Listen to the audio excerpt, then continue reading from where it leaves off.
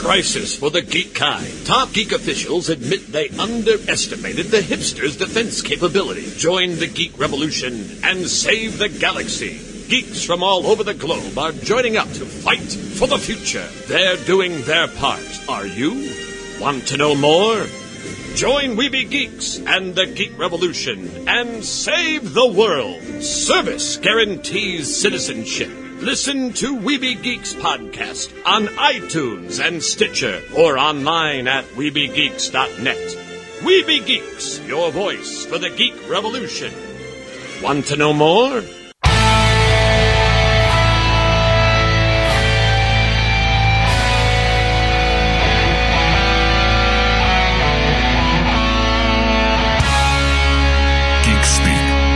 Definitive 365 cut. These are the meaningless ramblings of a Scottish redone whore and a pissy ex-video store clerk. Their ongoing mission is to set right the movie wrongs. They're gonna need a bigger podcast.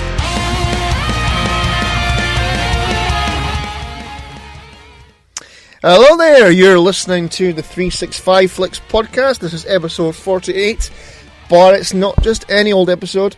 Is it hell? Because this is our 2-year anniversary, Kev. 2-year anniversary? Goddamn 2 years. Happy birthday, happy birthday. Can we say birthday because anniversary sounds like we're a couple?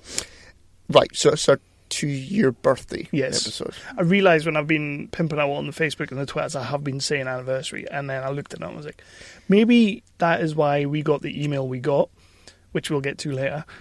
But yeah, can we say birthday? We'll say birthday. I'm happy with birthday. Yeah, that's fine. I'm a little bit upset that you're not calling it anniversary, to be honest. No, that's fine. So we are recording this on the 11th. It's not technically our birthday. It's our birthday week, though, so it's our birthday week, so it does count. Our official first ever episode 00, which was the horrendously awful San Diego Comic-Con recap 2014. If you listen to that episode, you can actually hear Empire Strikes Back in the background. You can hear fanboys in the background, because we didn't know what the fuck we were doing. Well, that's how the whole podcast came about, is we were sat cracking away, getting pissed. Yes. And kind of went, you know what people would really like to hear? Yeah. Us two talking shite. We recorded that and that got uploaded on September the 14th of 2014. However, we actually recorded that like in July or something. Yeah, that's true. But I couldn't figure out how to edit for shit. I mean, now I'm an editing whiz kid, but... You're an editing master. I am. I mean, you do say it too often and it does, it embarrasses me. But I am. I know I am. You want to go... Down. Taking out all your ums and ahs. Fuck yourself. Does take out, at least 3 of my 7 days a week. We've been recording 2 minutes and you're starting on me already. Well, we are Jack and Victor, supposedly. Yes, we are, according to my dad, yeah. According to your dad, which I actually quite enjoyed. I was like, yeah, I could see that. So which one are you? I don't know which one's which, so right, okay. I'll just say I'm the tall, skinny one, and you can be the short, fat one. Thank you very much. I feel it's warranted. But yeah, this is episode 48, and this is our 2-year birthday. Yeah. I'm not saying anniversary. And thank you for everybody coming and listening to the episode. Thank you for coming back. We've been doing pretty well in the old numbers. I don't like to pull back the curtain and let people know what we're getting, but we're doing well, and it's nice to see people are coming back each time we upload an episode. I would say each week or every 2 weeks, but we're kind of willy-nilly on the old... Well, yeah, we don't like to be stuck to a schedule, Kev. That's for ninnies. It is for ninnies. Yeah. I'm wondering... I'm not entirely sure where that came from. I have not heard another podcast use the word ninnies. There you go. Now so you have. That's a 2-year birthday exclusive. We have got an absolutely jam-packed episode tonight. We sure do, yeah. We do. We're going to start off with our general little inane banter that nobody really cares about. We've got some news to talk about. Not a great deal of news, but there's news out there. We have some listener questions that we'll be getting to later. I know every other podcast you listen to out there puts it first, but not us, because Chris doesn't want to. So we'll get to that later. We've got some good feedback though, Chris. We've got some good questions. Yeah, I've not read any of them yet. So most of it is our podcast pals just taking the piss. Yeah, taking the piss. That's what I kind of expected. Yeah, but that is very much in keeping with our podcast. Yeah, we would never do that to any of them, though. No, I feel we would. And then we've got a top 5 currently. Would you like to tell the good people what the top 5 is? Yeah, well, we did a top 5 of movie monologues a few episodes ago.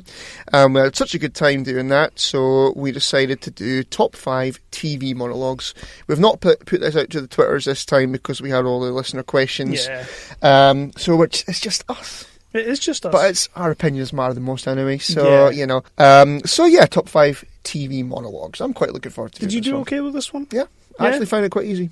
I just went with the Doors of Dawson's Creek stuff. For fuck's sake. You know me and Dawson. Yeah.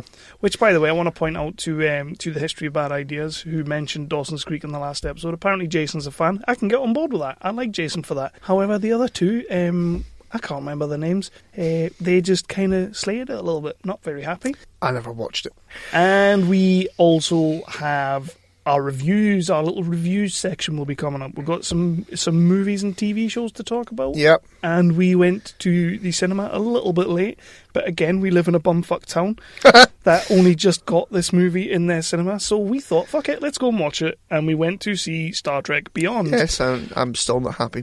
I realise we're late to the game on this one, but so fuck, it's our podcast, and we would like to talk about it. So there you go. We'll get to that. I did put a thing on Facebook that very, very clearly put my opinion forward.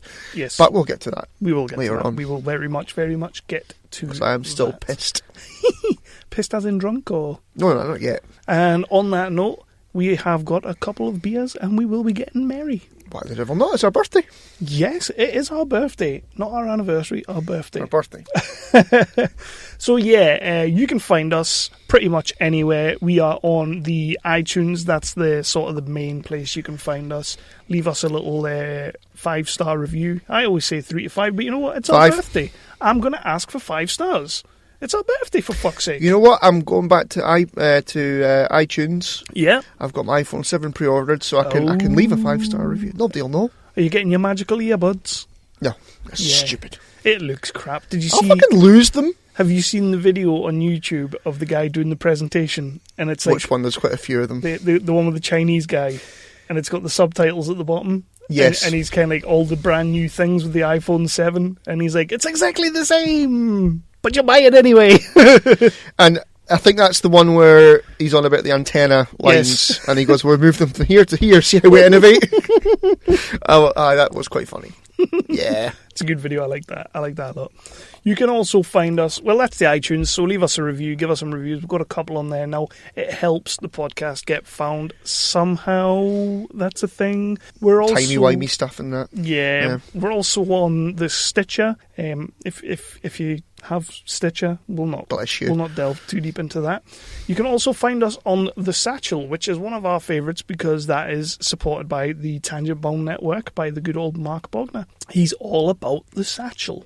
He's all about the Satchel, and so are we. So we highly recommend that one. There's also many, many, many, many other podcast apps out there, third-party apps. Just go and find them. Type in 365 Flicks Podcast. You should be able to find us, and if you can't, get in touch with us and we will say and on the social medias we're pretty much everywhere. We're on the Facebooks, we're on the Twitters, and we've got videos on the YouTubes which we've not updated since episode 7. No, we don't talk about that. So we're all there. We're on the Instagram as well, which I've kind of been getting back into a little bit, but it's fuss and nonsense. Like, you know how you I'm still resisting that. I'm not. You know how you don't like hashtagging? I'm getting there. It's literally the only thing that will get you things seen on... I'm quite liking a hashtag stupid idiot. Well, yeah, you have been dropping that one. I have been. That's the only one I've been doing, really. And it is a good one. Obviously hashtag Porter and Family, but... Yes. But hashtag stupid idiot, I'm quite liking that one. Yeah, that is a good one. That is a very good one. Don't ever put it in your Facebook chat, though, because that always ends up wrong. I ended up with like some little anime of like some woman beating the crap out, and I would like to say CM Punk. That was actually my first bit of news.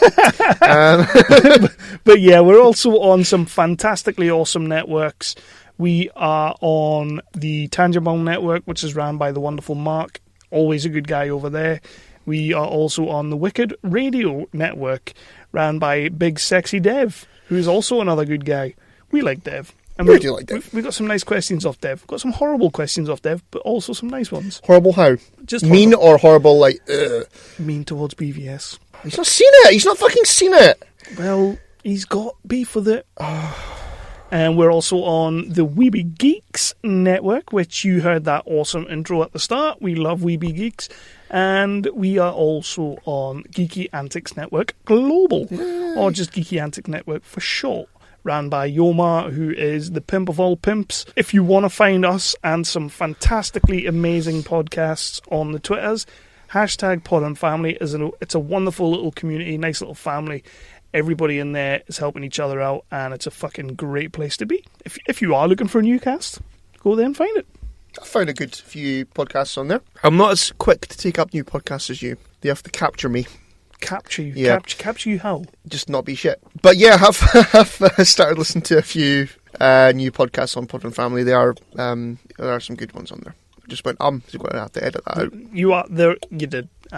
Collectively, I count them in my head as we go, just so I know how many I've got by the left. end of the episode, it's like, fuck's sake. Just so I know how many I've got left to edit, when I'm going through it. But yeah, there are some great podcasts on there. We will probably be pimping a load of other podcasts as we go, so we'll give you some names of some good ones. So, do you think if you found us on the Pod and Family, do you think you would stay? You keep saying that, and I want to beat you up. It's because of my self-defecating. Yeah. I just wanted to say self-defecating You again. need to stop with the self-defecating, Kev. But one thing that I have noticed we never ever do at the start of our podcast, and I've noticed that every other podcast does, they introduce themselves, and we never seem to do it. No, we don't, do we? So, I'm the Scottish one, you're the English one. You're the Scottish one, but your name is Scotch Bean Whore. Scotch Weed and Whore. Chris, and I am Kev. Just because I've been listening back over the last couple of days, I've been listening to some of the older episodes, so I could kind of jog my memory on some of the better stuff we've done.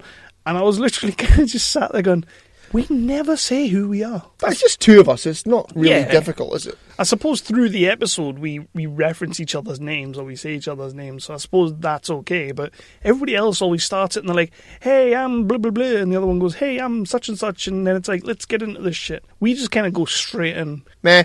We're not about the lube. We just straight in dry. I do like a dry podcast.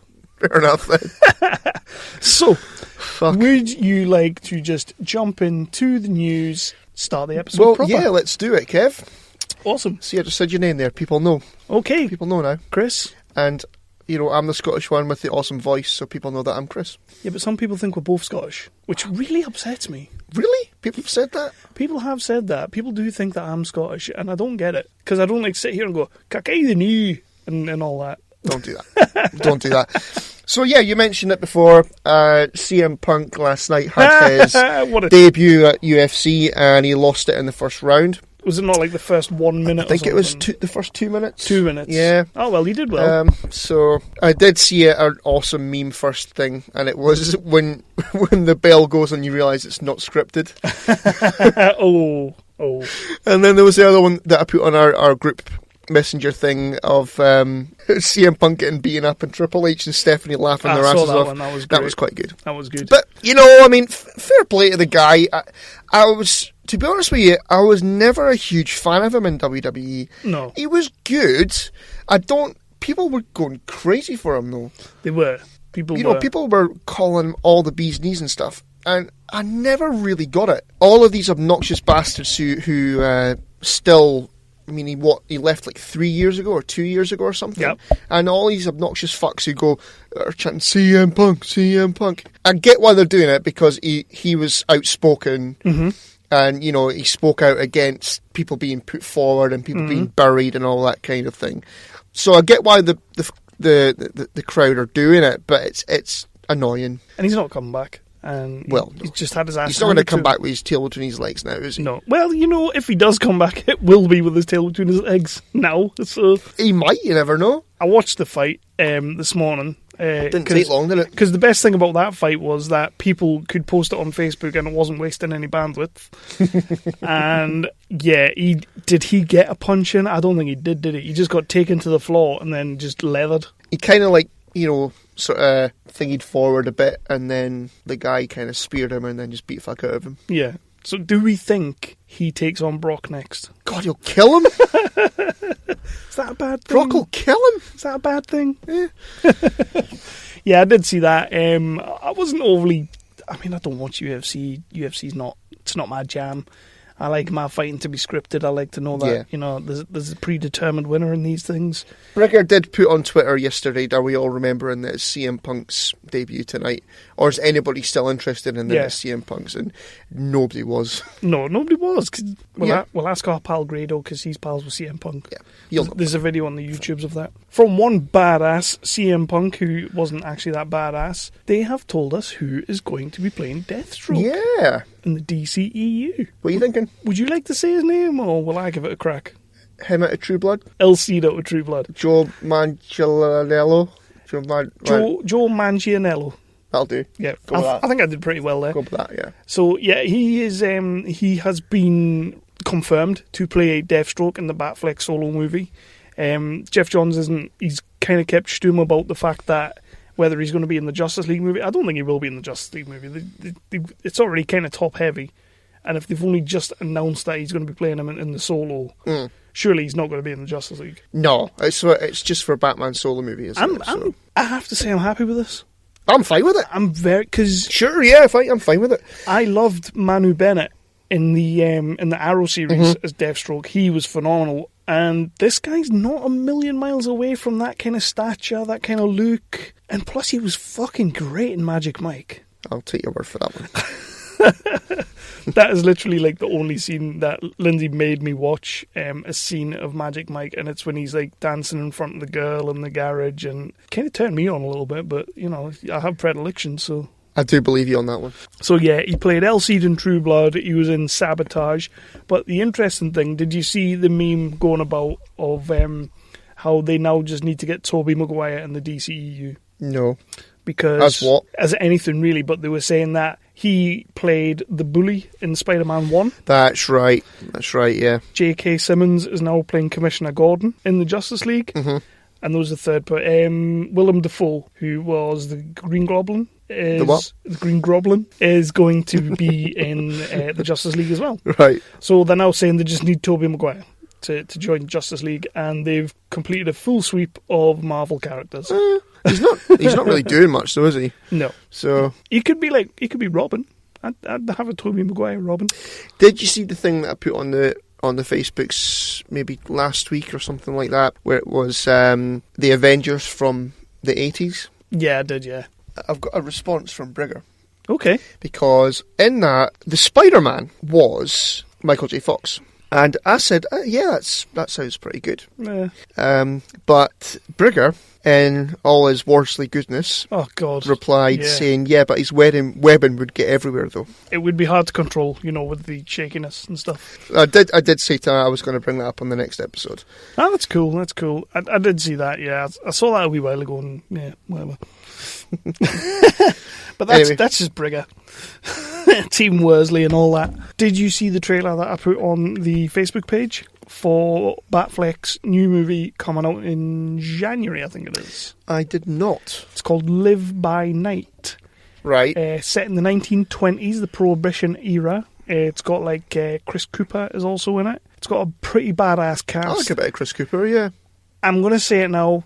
I know I just said something in the house about Mel Gibson, probably going to win an Oscar for this Hacksaw Ridge movie. Affleck will either win Best Director or Best Actor. This trailer looks fucking great, and I can't wait to see it. I did mean to watch it, I just forgot. And you know me, I'm not too keen on my period piece movies, and this is 1920s. I still haven't watched that Public Enemies movie with Johnny Depp and Christian Bale and all that. It's quite good, to be fair. I'm just not that keen on that sort of... I do like that kind of shit, so... But it's got Affleck in it, so I'm going to watch it big time. And Dakota Fannon's sister, Elle Fannon, is in it. And I'm a big fan of her, so yeah, looking forward to that. Can't say I've seen her in anything. I may have. Super 8. Oh, okay. She's a chick in Super 8. She's great in that. Was she the blonde lass in that? Yeah. Oh, right. Recently watched The Neon Demon, who was directed by your pal, he did Drive, and Only God Forgives. I know what you mean. He's done another movie. I forget his name, though. It's He's done another movie with Elle Fanning called The Neon Demon, and it's very much his type of movie. However, I enjoyed it more than his previous movies. So You liked Only God Forgives, didn't you? it was all right, and I hated I know you hate Drive. I don't get you at all with that one, but, each to their own. So do you have anything else? Yeah. I read today that Anne Hathaway wants to do a solo Catwoman movie. Have you read this? I saw something about it, and I just didn't bother. I think she was one of the few good things in that movie. Why solo, though? Can she not just jump straight into the DCEU? We don't have a Catwoman It's a different in there universe, though, isn't it? So That doesn't matter. She could come over. I suppose she could. People would be happy with that. They'll be bringing Catwoman in eventually, I suppose. But do you think they'll do that? It'd be nice if they did, because she was quite good. Continuity and stuff. It's so old. It'll fuck with the fanboys. Because in a pishy Dark Knight Rises, she was in everybody would lose their minds. And it would stupid be great. cafe with Bruce Wayne, wasn't she? So That doesn't matter. We'll just re-edit the movie and it'll be fine. we could do that. So that we don't see them. The logical ending to that movie. Yeah, the non-shit ending. Anyway, I'd be okay with that. I liked her as Catwoman, or she wasn't really Catwoman, was she? She was never actually referred to as Catwoman. It was really, Selena no. Kyle, but I'd be okay with that. Yeah. I prefer Michelle Pfeiffer. Yeah, Michelle's quite good. But Maybe not now. To be honest, I do prefer Anne Hathaway to Michelle Pfeiffer. Probably going against the grain there, but I did like Anne Hathaway. I thought she was sexy as shit. Sexier than Michelle Pfeiffer. I kind of go back and watch that Batman movie now. I mean, yeah, in its day when it came out, she was like tidy. She was, beautiful and whatnot. But when I watch it now, it's kind of like, kind of makes me think of Halle Berry in Catwoman. Oh, fuck her. No, never that. Never that. But yeah, I'd totally have Anne Hathaway coming back, but it'd be nice if they throw her in the DCU with everyone else. I mean, I'd be okay with it. I would. I can't see it happening, but I'd be okay with it. It's not going to happen. Nolan would, have a shit fit. He'd be like, well, it's not in continuity. All that kind of thing. I'm not assuming that's how he talks. He's British, isn't he? So that's not how he's going to talk, is it? I don't know. Stupid idiot. Iko Uwais. I don't know why I'm picking these names tonight. Iko Uwais from The Raid and The Raid 2. Oh, yeah. Has a new movie coming out. Oh? Where he's the main star. It's called Headshot. It is a foreign language. That's out now, isn't it? No? I just watched the trailer today. Oh, maybe not then. It looks fucking great. It looks like another sort of Raid kind of, Fuck yes, I'll watch that. Because it's going to be a couple of years before we get the Raid 3. He's already turned around and is it Gareth Evans? Something like that. Someone Welsh. Yeah, he's turned something Welsh. He's now turned around and said that it's going to be a couple of years before he makes another Raid movie, which is a shame because we need another one. Mm-hmm. We definitely need another one. So in the meantime, good old Eco has went and found himself some new pals and made a movie called Headshot, which looks very much like Raid, which I'm happy about. Mm-hmm. It's just the trailer looks badass as fuck. It's a lot of him jumping about, kicking shit out of people, using knives and stuff like that. And that's what you want, really. And I'm sitting there going, hells yeah, I'm in. I'm so in. Yeah. I was just happy to see that because you know what it is? He was in The Force Awakens and they made a big thing about him. Oh, that was a fucking waste of screen time. There was no need for him to be there, and he should have had a bigger part. Yeah. I could have really done with him being in Rogue One or something as like a badass Sith or something like that, but we're not going to get that. So yeah, he's done Headshot. I'm going to be keeping an eye on it, and I think everybody else should too. Yes, I will be. Yes. Definitely. Now, do you want some Marvel news? Not really. Well, you're getting it anyway. Doctor Strange is coming out here in the UK on October 25th, and we're getting it way, way earlier than the US. They're not getting it until November the 4th. As it should be.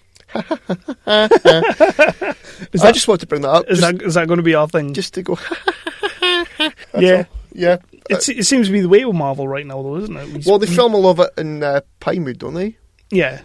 Which, understandably. Same as Star Wars, so that's why, I guess. We should get it well before them. They get everything else. Because I think they get a bunch of tax breaks and stuff if they film it here in the UK, so that's maybe why we're getting it before the States. I'm a little bit kind of like, I was excited for Doctor Strange. I really was. I still kind of am, but I don't know. Maybe we've been saying that the superhero fatigue isn't live. It's no such thing as superhero fatigue. I'm kind of feeling a little bit like I am though. I am feeling a little bit worn down with some of these like superhero movies now. A little bit, not too much.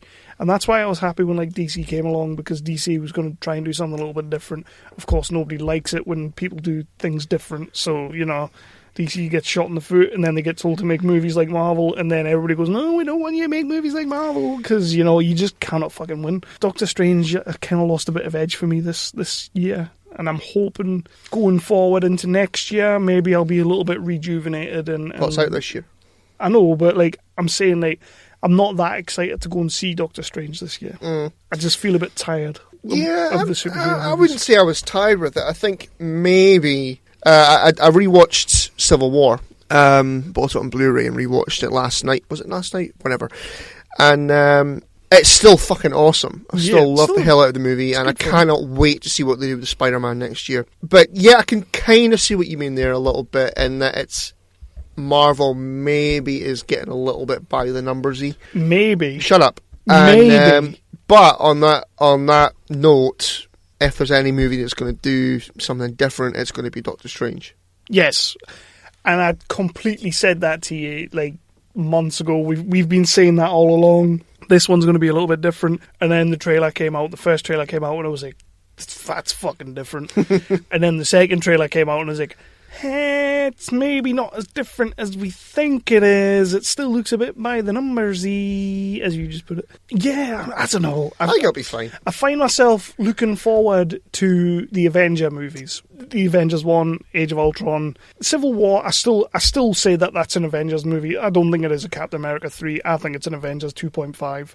I'm looking forward to the Infinity Wars coming out. I just find that the solo movies, I'm not really that excited for now.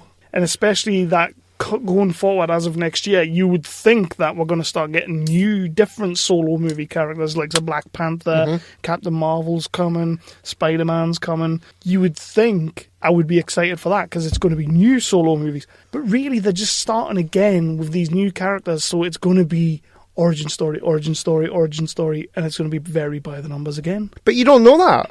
Hopefully not. You know, they've got a formula where they have solo, team up. Mm-hmm. There's nothing wrong with that. There's nothing wrong with it at all. But you don't know, like, what the plots of the Black Panther, or Spider-Man, or Captain Marvel. You don't know what they're going to do with those movies. I would like to think that, you know how you're saying they do solo, team up. I would like to think the way they threw Black Panther and Spider-Man into the Civil War movie, two characters that, not so much Black Panther, but Spider-Man didn't necessarily have to be in there, but you would like to think that they put him in there so they didn't have to do an Origins. Yeah. So they could just jump straight into his story and, right, he's already Spider-Man, let's go for this. But if they spend the first 20 minutes or 30 minutes of Homecoming and we're finding out how Peter Parker became Spider-Man, I don't think they're going to do that, because they've already addressed in Civil War when he says to Tony Stark, when what happened. Well, that's all we need. Like we don't need to see Peter Parker getting stung by a fucking spider. Well, hopefully that's what they're going to do. I get worried that I don't think they're going to do that, because they have a formula and they're knocking it out of the park with the formula. I am not for 1 second taking anything away from Marvel. Everybody knows I'm a DC fan. However, I still love these Marvel movies that are coming out. I do. I still love them. I just need them to stop being so fucking safe all the time. The formula works, so they're not going to break it. Just fucking break it. Guardians of the Galaxy wasn't a safe It was movie. The Avengers? Guardians of the Galaxy wasn't the Avengers. Guardians of the Galaxy, it was a very different movie. It was a great movie, and it was one of the ones that got me kind of... It started getting the blood pumping again for the whole kind of Marvel universe. It did, because it was totally different. I could not wait for Guardians to come out. Mm-hmm. But it's still essentially an Avengers movie in space. Essentially. It's getting the team together. Although we didn't get solo movies for everyone, they just bring the whole team together in that one movie. And it's just, that's what it is. It just felt a little bit like the Avengers. Like, I watched it the other day again with Ruby sat down and watched it with me. And it feels Avengers-y in a completely different way, in a better way. It's a totally sort of different genre in a way, because it's like in space, it's all sci-fi-y. It's a completely different movie from the Avengers. It just has an Avengers feel for me. Not taking anything away from Guardians, because it's still... But it is a Marvel movie at the end of the day. So it's not going to have a dark and gritty feel to it like DC. Not. You know, or And that's not what I'm saying. Nolan's I don't Batman, it's not going to have a feeling like that. It's a Marvel movie and it's a Marvel character, so it is going to be more jokey and lighthearted and stuff. That's not really what I'm saying. I don't for 1 second want Marvel to start getting realistic and start getting gritty. If they're going to do that, like they kind of did with the Winter Soldier, they hit an amazing balance with Winter Soldier, that you still had your jokes, but they went a bit on the dark side of things, and I loved it. But I don't want them to be DC. That's why I watch DC movies. That's why I'm watching Batman, Superman, Suicide Squad, for the gritty, the realism. And if they want to throw some jokes in there, fine, but I don't want them to start doing Marvel movies. With Marvel, I'm feeling a little bit of fatigue. You know, the Sony movies, the X-Men movies, I'm getting a bit bored of them. Yeah, X-Men, that's just...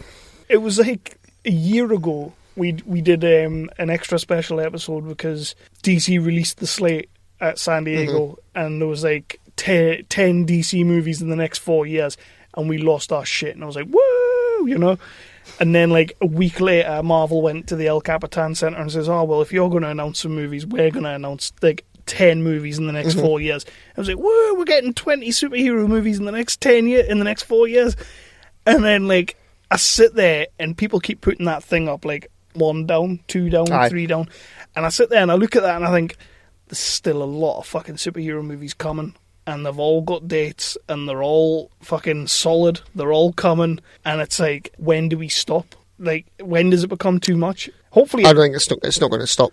Hopefully, it never becomes too much. Hopefully, it'll maintain. But I can honestly say, by the time it gets to the end of 2020, it could be starting to set in. What, the fatigue? Yeah, it's kind of already setting in a little bit for me. I'm not saying that the bubble is anywhere near bursting for me. We've got DC now, and yes, okay, they haven't been perfect movies. People aren't really enjoying them. The critics more so aren't enjoying them. The fans seem to be enjoying some of them. If they hadn't have come along when they did, I could see me just being a bit like, oh, I think I've had enough. I'm ready to tap out. As it stands, I've got them, so I can look forward to Wonder Woman now. I can look forward to Man of Steel 2. I can look forward to a Batfleck solo. You know, I can look forward to all these movies, and that's kind of what's keeping me going right now. Whereas a lot of other people seem to think that, oh, DC's on the scene, fuck this superhero shit. So alright, let's move on to something else then. Because that went too deep. It did, didn't it? Talking about deep and dark. You're not going to tell that joke about my mum, are you? No. the deep and the dark. No. There has been a movie confirmed. It's a biopic of Chris Benoit. All right. Who's going to play him? Tom Hardy. No. I was hoping Tom Hardy. For Eddie Guerrero. Ray Donovan. Who's the guy that plays Ray Donovan? Liev Schreiber. Yes, him. Was he not rumoured at one point for that? I don't know. It's just been confirmed this week. Maybe not. I think he could fucking nail that. He could do that. He could do that fucking big time. Because he looks a little bit like him. He does look a bit like him. Especially in Ray Donovan when he gets all like haggard and hungover and lets himself go. But he's very much like, yeah, I could see that. That'd be a good one. So what I want to know is, you know, how at what point is the movie going to end? Probably with the cripple crossface. Because I think the movie is rumoured to be called Crossface. It's the story of his life, so does it go right up to the end of his life? Is it a WWE production or? I wouldn't have thought so. Nah, they're not touching that with a barge pole. I wouldn't have thought so. No. I don't. No, you're not going to see a WWE films on that because I don't think he really exists. No, he does exist in the WWE universe. Well, they just expunged him. I think they kind of just ignore him like Hulk Hogan. Like you'll never. I don't think you'll ever see Chris Benoit put into the Hall of Fame. No, that's a shame because you know what? He was fucking awesome. He was awesome. Totally underrated and absolutely amazing. I liked. Remember when the Attitude Era was in full swing and him and Chris Jericho were a tag team for a little bit. They were fucking great. I love Chris Jericho. I'll always remember the night that he won the title for the first time. I think he won it from Triple H. And it was awesome. Does everybody not win it for the first time from Triple H? Well, he seems to be the ultimate jobber. But I'll watch that. Yeah, that sounds good. I will definitely watch that. I quite like the sound of that. It could be very, very dark, though. Yes. From one dark biopic to another. Oh, segue. And this one even more so because it's called The Darkest Hour. Gary Oldman is going to be using his awesome acting chops to play good old Winnie Churchill. Damn. And I thought you'd like this one because you're all about Winston Churchill and stuff. Should be Ian McNeisto, surely. Just because he's played him before. Yeah. Apparently it's going to be like the younger sort of when Churchill sort of came into when he was still fat and stuff. Though, So it's going to be more like in World War One. Yes, that's what it says. It's the director Joe Wright. He did Anna Karenina with Keira Knightley. Yeah. And I believe he did The King's Speech. Jeffrey Rush. Don't quote me on that one, but I think he did. I've never seen that. So it's all to deal with him sort of coming into what he came into and stuff, and inheriting what he inherited. And it's called The Darkest Hours. And I thought you'd like that because it's Gary Oldman. Gary Oldman. It's Winston Churchill. Yeah. You love all that I'll shit. watch that. I'll watch that, yeah. So that's apparently coming next year. Okay, why not? I love a bit of Gary. Anybody who gets to play Winston Churchill. To be honest, It's going to be good. when I read about it, I was kind of like, I thought Grado would have done that. What's saying to Hitler, it's your cell. Oh, Hitler, it's your cell. That would be quite good, actually. Also, Super Troopers 2 has officially started. Yeah, I saw shooting. that. Good stuff. I know that you're not as big a fan of Super Troopers. Oh, I like the am. movie. I've not seen it as many love times as you. Super- I've seen it maybe like 2 or 3 times. I a like a it. majillion times. I've seen it far too many. I could count on both hands and both feet how many times I've seen that movie. So is it the entire original cast coming back for it? Everybody's back. Jay Chan, I'm not even going to say his name, is directing. The guy who played Ramathorn. Yes, Ramathorn. He is directing again. Obviously, they kickstarted it about 6-7 months ago. They kickstarted that. Right. I was going to contribute, but they kind of reached their goal quite quickly, so I didn't bother. What's the point in putting more money in their pocket? But he tweeted out yesterday that he was in his trailer on set for the first day of filming. So Super Troopers 2 is a goal. Sweet. Which I'm buzzing about. I'm looking forward to it. I enjoyed it. It's good. And the Crow reboot is apparently starting shooting in January. Yeah, I read that. With Khal Drogo. And I wrote it in my notes, and then I wrote, because it's not going to happen. You think it's going to fall apart again? Probably. At some point it will. I probably agree with you there, to be honest. I just can't see that ever coming out. It seems like it's moving ahead. Fair play to them, but I mean, I'll watch that with him in it. yeah, You know? I like a bit of Khal Drogo. Yeah. Plus he's Aquaman. It's not something that I expect to set the world on fire or anything like that. No, not a chance. Why not? So, do you have anything I've else? got one more bit, and I'll not take long. I read today that it's been announced that the Jurassic World series is going to be a trilogy. Ah, yes. They've been kicking that around for a while. It's been actually confirmed today, though. Right. I read that not long before we started recording. What do you think about that? I'm a little bit concerned about this. I'm not concerned. I'm okay. I like Jurassic World. Probably a lot more than most people did. I thought it was a great movie. Not a fantastic movie, a great movie. I mean, I liked it. I liked it fine. I've watched it a couple of times now. But the thing is with the Jurassic Park movie, where do you go after the first film? To the Jurassic World, Lost World. Oh, Jesus. You get Vince Vaughn back. Oh, fuck that. You get, was it Pete Postlethwaite or was it Ben Kingsley? Postlethwaite. I just want a Rex. I want a T-Rex. I'm going to kill it and cut its nuts off. That was like him from Jurassic World. And a portion of the town. You know what I did to your dad? I cut his nuts off. Fucking spot on that. Right. Go and watch the town. Watch the town. And he says that to Ben Affleck. He goes, I cut his nuts off. And I've only seen that once. I'll cut yours off too. Weetabix. Weetabix. So there we go. That's Jurassic World. I'm a little bit concerned about it. I liked the first movie, but I can't see where they're going to go with the sequels, because you can't just have another movie where it's a park and it goes wrong. Or a park that nobody knows about, and they go and they try to catch the dinosaurs, and then they take them back to New York, and it all goes tits up. And maybe one of them breaks its leg, Yep. and they put it back together with gum. Yep. Jurassic World NYC. Jurassic World, the Big Apple. Nah. No, let's move on. I'm just spitballing here. So we are going to move on to our quickie review section with our Star Trek review as well, Star Trek Beyond.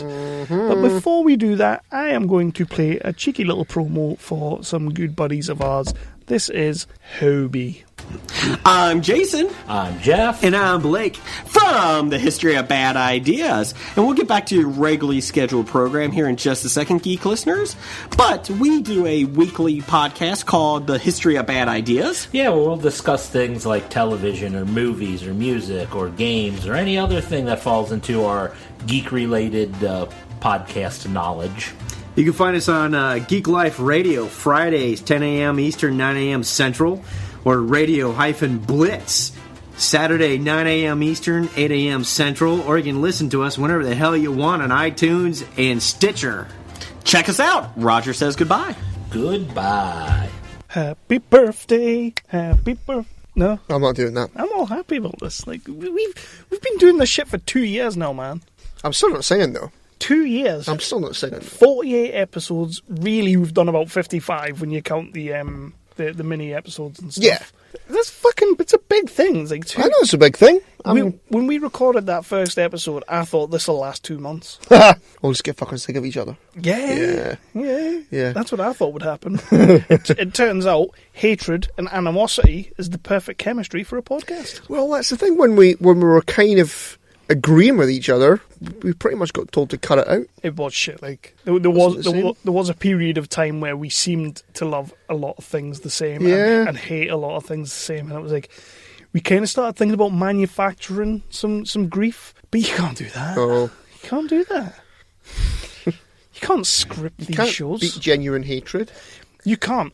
But this is the reviews and quickie review section, I think we're just calling it. We don't have an official title for it. We're just going to talk about some things that we've been watching lately so that you can be clued into what's out there. What have you been watching, buddy? So this is the first one that's going to get us arguing. Okay. Because you've been an awkward prick with this movie. Okay. I went to see David Brent Life on the Road. Oh, why? It was fucking awesome. Why? It was good, man. Why? Well, why not? Because why? It was a great series. It was a typical British fantastic series. They put it to bed with a Christmas special. Just leave it. Why on earth is Ricky Gervais coming back to make this? Well, we always make a point on this show of not commenting on something until you've actually watched it. Oh, you're going to hit me with that one, are you? Yeah, I am. You're going to hit me with so that one. So fuck yourself. Until you've watched that movie and you said to me, no, Chris, that's utter shite, you're talking crap, then I'll accept your opinion. But until then, you can stick your opinion up your ass. Fair dues, you got me on that one. I'll let you have that one. I enjoyed it. It was cringeworthy as fuck. It was a decent story. Basically, David Brent goes on the road because he's desperate to make it as a musician. So he goes on the road. The story of that, he's hired a new band and all that kind of thing, and he's pretty much cashed in his pensions to do this because he thinks he can make it, but he's utter shite. Does he make it? Spoilers. I highly recommend the movie. There were a few times during the movie I had tears streaming down my face because it was that funny. Because you were crying because you were bored. It's cringy as fuck, as you'd expect from David Brent as well. And yeah, go out and watch the movie. I would give it a solid 7 out of 10. 7 out of 10? I really enjoyed it. For David Brent? The cinema, when I went to see it, the cinema was full. Everybody else was pissing themselves laughing too. It wasn't just me. So Was it the Maltons? No, it wasn't the Maltons. Okay. I was going to say, because that would explain why the laughter. Fuck off. I enjoyed the movie, and ignore this fuck next to me. Go out and watch it. Okay. You know what it is? You know I love The Office. I did love The Office. I do love Ricky Gervais. I just didn't need a David Brent movie. I'll watch it when it comes out, like on Netflix or something. I'm not going to pay to watch it. I think you should. And we'll see what happens. I'm not expecting to like it that much, though. I think you should come and watch it when we go to see it at the Maltons. Okay. No. I think you should. Is the band still called Foregone Conclusion? It's called Foregone Conclusion Mark II. Mark II. Because the original ones quit. Okay. So, your turn. So, I had the opportunity last night to watch a good movie. Mm-hmm. Better Than Life on the Road by David Brent. Well, you don't know that because you've not watched it. And it starred an actor who is pretty much dead to most people. And the movie was called Bloodfather with Mel Gibson. Now, I watched the trailer of this, and it looked really good. Let me tell you something. On you go. Let me just put it all out there. This movie is fucking cracking. This is like an absolute return to form for Mel. He is fucking great in this movie. Like, when I put it on, like, because obviously you saw the trailer, I saw the trailer, and I thought it's Taken. I thought it was that other Liam Neeson movie, Run All Night. You know, pretty much any Liam Neeson movie right now. And I thought that's what it is. His daughter's going to get kidnapped. He's going to go and get his daughter back. He's going to try and save her. And, you know, he's got a particular set of skills. It isn't that movie at all. It starts off and it looks like it's going to be that. Like, his daughter, like, it actually starts off with his daughter who, like, she's in with a bad crew and she kind of goes and buys loads of bullets in a shop, which is a strange thing. She goes to, like, a Walmart and she buys, like, 6 packs of bullets. But then when she asks for cigarettes, the woman wants ID. Huh. But she doesn't want ID for the bullets. America, innit? So. That's mental. I was sat there going, what the fuck? So anyway, they go to, she gets in with her boyfriend who's played with Diego Luna. Remember him? Diego Luna? Remind me. He was in Criminal with John C. Reilly. He's done loads of stuff. You'll know him. You'll know him when you know I'm shite with names. He's done loads of stuff. He's a brilliant little actor. So, like, she's going out with him. He's a bit of an asshole. They go to, like, this place and they want money from the people. They end up killing the people. He wants her to kill this woman and she accidentally shoots him and kills him. So then she's on the run because they're a dozen bastards. And then cut to Mel Gibson, who's, like, ex-con, alcoholic, tattoo artist, which was great because I've just had a tattoo, so I'm going to just talk about that in a minute. She gets back in touch with him because they're estranged, and he goes to get her so that he can help protect her, and that is the movie from there. Sort of, he's just protecting her, which sounds like Taken. You know, it sounds like Taken 2, it sounds like Taken 3. I wouldn't say it sounds like Taken. I mean, you know, the whole thing with Taken is he's looking for his daughter, so let me tell you something. It sounds good and different. Mel has not been this good acting-wise for a long fucking time. This is like Mad Max, Lethal Weapon. Wow, fuck, that's a bold statement. It's levels of Mel that, like, because when he first comes in, he just looks like a crotchety old fuck, and you're just kind of like, and he's doing like these little speeches. And I told you before, like, he kind of does a speech that is very much about his career. Yeah. And it's great because William H. Macy's in it, so they're kind of bouncing off each other. And he's kind of telling him that, like, he's served his time and he's done his punishment. And William H. Macy's like, you have to stop beating yourself up. People need to, like, give you a chance and that. And I'm sitting there thinking, okay, so Mel's talking about himself here. You know, William H. Macy's talking about Mel. So he goes and gets her. But there's, like, this great fucking scene. And I won't spoil things too much, but he lives in a trailer. The girl comes to his trailer, he's looking after her, and then the guys come to get the girl, and Mel he's telling them to fuck off. He's like, go away, fuck off, idiots. He's fucking spastic, so he's like, just go away, idiots. They start shooting up the caravan, and Mel starts going rigs. He starts going full fucking rigs. He's like, he's looking for his gun. He's out on parole, so he's looking for his gun, and he's like, oh yeah, I'm going to get in a gun battle now. That'll cost me another 25 years. Might as fucking well. And he starts cocking the gun, and he's like, popping the gun out the window. He's like, oh yeah, I suppose this is all my fault. And he's going fucking Looney Tune, and I'm sitting there going, Riggs? People always say, as a joke, what happened to Riggs? Riggs is back. This was fucking brilliant for me. I absolutely loved him in this movie. I couldn't recommend this movie enough. Yeah, I'm gonna check it out. It's got a couple of good little twists as the movie goes, but it's not really that kind of movie. Sort of everything's out there on the plate for you. You know what you're getting into. It is just a great fucking romp. Just a good action romp. I've not seen Mel this good for a long time. And you get Michael Parks. Well, to be fair, he's not done anything in about, 5 years? He hasn't, but even when he was, like, steadily doing jobs and that, like, he's not been this good. Yeah. He hasn't. Yeah. And like I say, I would be as bold to say this is like Mad Max levels. Like, he's fucking great in this film. Bloodfather, completely recommend it. You have to watch it. I am going to watch it. I am definitely going to watch it. And we know the guy fucked up and he said some wrong shit. I think he's entitled to a comeback. This is a redemption. This is a huge redemption for him. He's got this right now that he's acting in, and he's fantastic in. And then in a couple of months' time, he's got Hacksaw Ridge coming out with Andrew Garfield. I'm looking forward to that. The war movie. He's probably going to win a fucking Best Directing Oscar for that because it looks the bomb, you know. So let's just drop all the shit, drop all the hatred. He said some shit. He was a bit mental. If South Park will have you believe he was rubbing shit up the walls, you know, let's just cut it and let's let the man have his career back. And this movie for me, this is just such a I'd written off Liam Neeson after The Phantom Menace, and then Taken came out.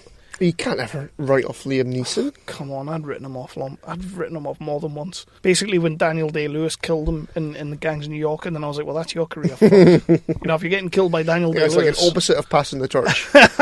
Gee's my torch. Gee's my torch back, you fuck. You've been stealing my roles for years. Have you been watching anything else, brother? Yeah, I've been watching a couple of other things. First one was The Big Short. Finally got around to watching this. Good movie. I enjoyed it. I enjoyed it. I don't think I would watch it again though.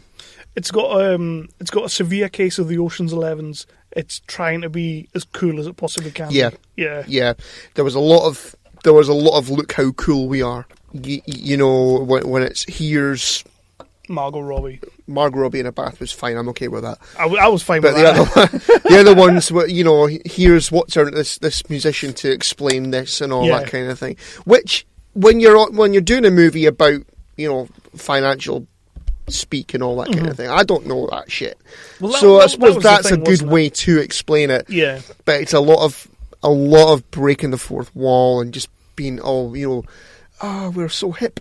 Yeah, I don't like that. It is. It's very much like that. And it got a lot of hype. People were loving that film when it came out, and deservedly so. It was a solid movie, but I said to you just after I'd finished watching it, it doesn't have anywhere near the rewatch value of Wolf of Wall Street. No, it certainly doesn't. And I would even go so far as remember that other one that was like a low budget one, Margin Call. You remember that one? Yes, that was a way better movie than this. Spacey, wasn't it? Spacey, Demi Moore. Everybody was in that film. Was Zachary Quinto was in there? Yeah, it had an that's amazing right. That cast. was a hell of a movie. I have to say, credit where it's due. Steve Carell was amazing. It's nice to see him do stuff like that. Yeah, he's that guy has got some serious acting chops on him. Everybody said it when Foxcatcher came out. Yeah, I'll be honest with you. I lasted half an hour into Foxcatcher. I watched the whole thing. I didn't know fuck all about the story. No, nah. So. Probably the best way to go into that movie, though. Yeah. But Christian Bale was okay. He Basically just played Mark Zuckerberg kind of thing, you know. I know that apparently the guy he was playing was like that, or is like that, so fair enough. But it was a good movie. I wouldn't watch it again, though. No, I don't think I would either. It's a good movie, though. It does what it says on the tin, but for me, the likes of Wolf of Wall Street, Margin Call, just better movies. Yeah. Just better movies all around. One of them is a lot flashier than that movie, and the other one has got no flash to it at all, so, you know, opposite ends of the spectrum, really. I thought Gosling was great. I'm sold on Gosling, if I'm fair. I am sold on him now. Maybe I actually could have done with a little bit more of him he wasn't in the movie, but it was all good. It was a solid film. On not the last episode, because that was the 365 Mentary, which, by the way, you should all be listening to. Sit down with a nice cold beer and watch Kingdom of the Crystal Skull. A few cold beers. Watch Indiana Jones Kingdom of the Crystal Skull and listen to us bullshit over the top of it. Yeah. Which is a great episode. Everybody get out there and listen to that. That was the 365 Mentary. It was a special episode. But the episode before that, when we had Andrew Valentine on, the legit recording artist, who was fucking phenomenal, great talking to him, and a movie buff. Absolutely. Movie comic book buff. Which was nice. Mm-hmm. It's nice to have like normal people who have geek tendencies. We don't put ourselves in that category at all, do we? No. We're geek people with no normal tendencies. But I would say Paul, who was on a 365 Mentary, he's probably in that category. He is normal, and I have to say, well done to Paul. He proper stepped up, because I had to duck out on the 365 Mentary. Lindsay was not very well. Mm-hmm. So I had to leave halfway through, and he pulled his socks up, and he really went through to the end. He did. He was brilliant. And when I listened back to it, I was sat there going, nice one, that's what I needed. Because when I left, I felt shit. I was just like, I know you did, but there's nothing you could do. I know, but I didn't want to leave you high and dry, and I had to. But anyway, I won't lie to you, when you left, I was thinking, oh, fuck. Well, it didn't show, because the two of you really pulled that one out of the bag. But yeah, I mentioned on the Andrew Valentine episode, which was episode 47, that I had watched the first episode of Stranger Things. Mm-hmm. I have finished it. Mm-hmm. I finished the rest of it in like 2 days. So? Yeah. Yeah. Yeah. Yeah. It was good. It was great. I did enjoy it. It wasn't at all what I thought it was gonna be. Like, I thought all the signs were there to be one thing, and then it wasn't that one thing. It basically boiled down to just being a Stephen King story. In this day and age, the way that my mind is conditioned, I'm waiting for the rug to be pulled out under me, and it wasn't pulled out under me. It was a very basic kind of story. Like, there was like this world and the other world, like the upside down, and the Demogorgon was coming up. Really enjoyed it. I did enjoy it. It just wasn't like everything I read on Facebook was like, this is like the best TV show of the last decade. This is the best TV show I've ever watched. This is awesome. It's like every 80s like fantasy come true, and to a point some of it was, but I was just expecting a little bit more. I didn't really go into expecting anything. The reason I started watching it was the same thing. People were putting on Facebook, and then I saw a friend of the show, Gary Chudley, had put a post on Facebook saying, this is so fucking good. And I thought, oh, you know what? Bloody hell, I'll give it a shot. And then I couldn't stop watching it. And it is good, and I got that feeling, because once I put it on, I'd watched like the first episode, and then we went and done that episode with Andrew, and then I went back to it, and I watched like 4, and then I had 3 left, so I watched it the next night. And it does have that feeling to it. It does. So will you watch season 2 when it comes out? Of course. I think that's coming next year, I believe. I will watch it. I mean, let's be honest, the soundtrack, the music gets you. Yeah. It's got everything. When people say this show is so fucking 80s, it's got 80s written all over it, it's the soundtrack, basically. The story, the time it's kind of set in, the story could have been set any time, really. But the music, like the electric, the synth, there was little bits of the show when the kids were kind of out and about on their bikes, which was very E.T., but kind of had a Goonies sort of vibe over the top of it. Yes, it definitely had a Goonies like, vibe. With the music, even Lindsay, who, you know, is not exactly attuned to these things. There was a scene when the kids were going looking for Will, and they were on the bikes, and then they ditched the bikes to go into the woods, and the music's sitting over the top of it. I was quite fucking impressed by this, by the way. Lindsay turned on and goes, that sounds like the Goonies, doesn't it? And I was like, holy shit. Wow, you know? Awesome. Like, so that on that level, it hit her. So it was hitting me as well. It was great. Had some like Tron kind of music going on. It was, soundtrack wise, it's fucking excellent. And let's just mention a few of the performers in it. Yes. The kids. Yes. Especially have to say 11. 11's fantastic. She was brilliant. And was. All of the kids were brilliant in it, but she was great. And also Winona Ryder. Yeah, when was the last time anybody said Winona Ryder was amazing? Exactly. She steals that show. There was a point in the show that I really I was sat there going, fuck me, like Winona Ryder still kind of got it. Would it be the scene where she's buying all the Christmas lights and she's in the store? That was pretty cool. That was pretty cool. Because that cool. hit me. It was cool. It was more when the, was it Lonnie, the dad? When he came back, and she was basically shouting at him saying, where the fuck have you been and all this? I've been here, I've been doing this, I've been doing that, and he's going, you look like shit. You know, and she kind of lost it on him, and that was the sort of scene that sold her for me. Matthew Modine as the sheriff was absolutely awesome. Who I understand hates Jason Brigger. He does hate Hobie right now. Because obviously he doesn't play the sheriff. He plays Eleven's dad, the doctor. Spoilers. But, yeah, like, everybody in it, David K. Harbour as the actual sheriff, not Brigger's sheriff, but as the actual sheriff, was fucking amazing. Like, I really enjoyed that character. Yeah. There was points that I honestly thought 11 was going to be his kid. Like, I thought that's where they were going to go. That's what I mean, though. Maybe it's just me. Maybe, like, the way we think now is that I'm looking too much into things, like the whole Fight Club thing. Like, Fight Club took away all naivety from me when it came to movies and TV shows. It's like, holy fuck, if that's his imaginary friend, like, nothing is sacred anymore. Nothing. I'm thinking any minute now there's going to be a huge twist, and there just wasn't. It was just a nice story that just went along. Yeah. So I did love it. I maybe just didn't love it as much as a lot of other people did, is what I'm trying to say. At least you watched it. Kids were fantastic. Are they coming back for the second series, or is it going to be like a new set of kids? I don't know. Or... I hope not. I hope it's not just a completely different story, like American Horror Story. I want the original cast back. It'd be nice to be a continuation, and they kind of set that up with Will at the end, in a way. Yeah. So, yeah. And why is everybody fucking losing their shit about Babs? Is it Babs or Barb? Barb. Why is everybody losing their shit about this? Every time I turn Facebook on, somebody is like, we want fucking justice for Bob. She got pulled in the upside down, she got killed. I've not seen that. Oh, I'd probably ignore it, to be fair. And let's be honest, she wasn't an integral character by any stretch of the imagination. She was the weird best friend. She was the weird friend with Deirdre Barlow glasses. Deirdre Barlow glasses and lesbian tendencies.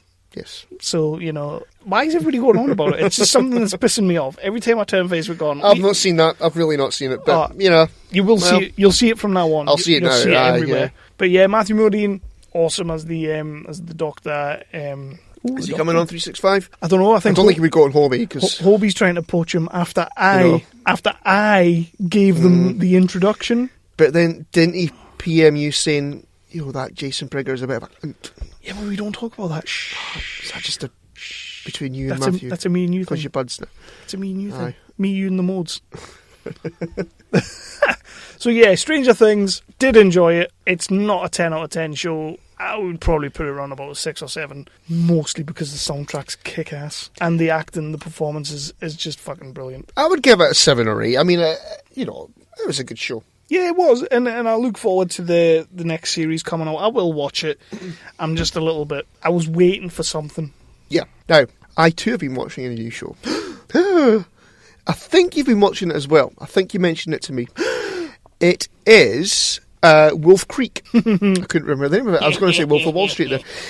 Yeah, Wolf Creek. I'm fucking loving it. I'm going to use the Danny. It's a good show. The fuck was that? That first episode's grim as fuck. It's really kind of hard hitting. Like when he kind of just starts stabbing them, you're like, what the fuck? What am I watching? Well, yeah, they're just sort of... I mean, you knew what the... Well, maybe not everybody knew what the show was about if you've not seen the movie or movies. I've only seen the... I'm on again. I've only seen the first movie. Right. Second movie's great, but it goes a little bit mental. Yeah. Yeah. So I've not seen that one, but I knew what it was going to be. Yeah. But in the opening, 10 minutes, you see him sat next to the dad, just having a beer and a bit crack, and then the next thing you know, he's got a big fucking knife, and he's... A big fucking knife. That's not a knife. I'm loving it. So the second movie... Watch the second movie. It's mental. I think it's on Netflix. It's nuts, but it's nuts in a good way. There's literally a scene when he's driving a big Arctic lorry down the Australian highway, and those kangaroos start jumping in the middle of the road, and he's hitting the kangaroos, and he's sitting there, Skippy, Skippy. It's just like that guy's amazing. He is, isn't he? And is it fucked up that I'm watching a show and thinking, "Oh, kill her"? No.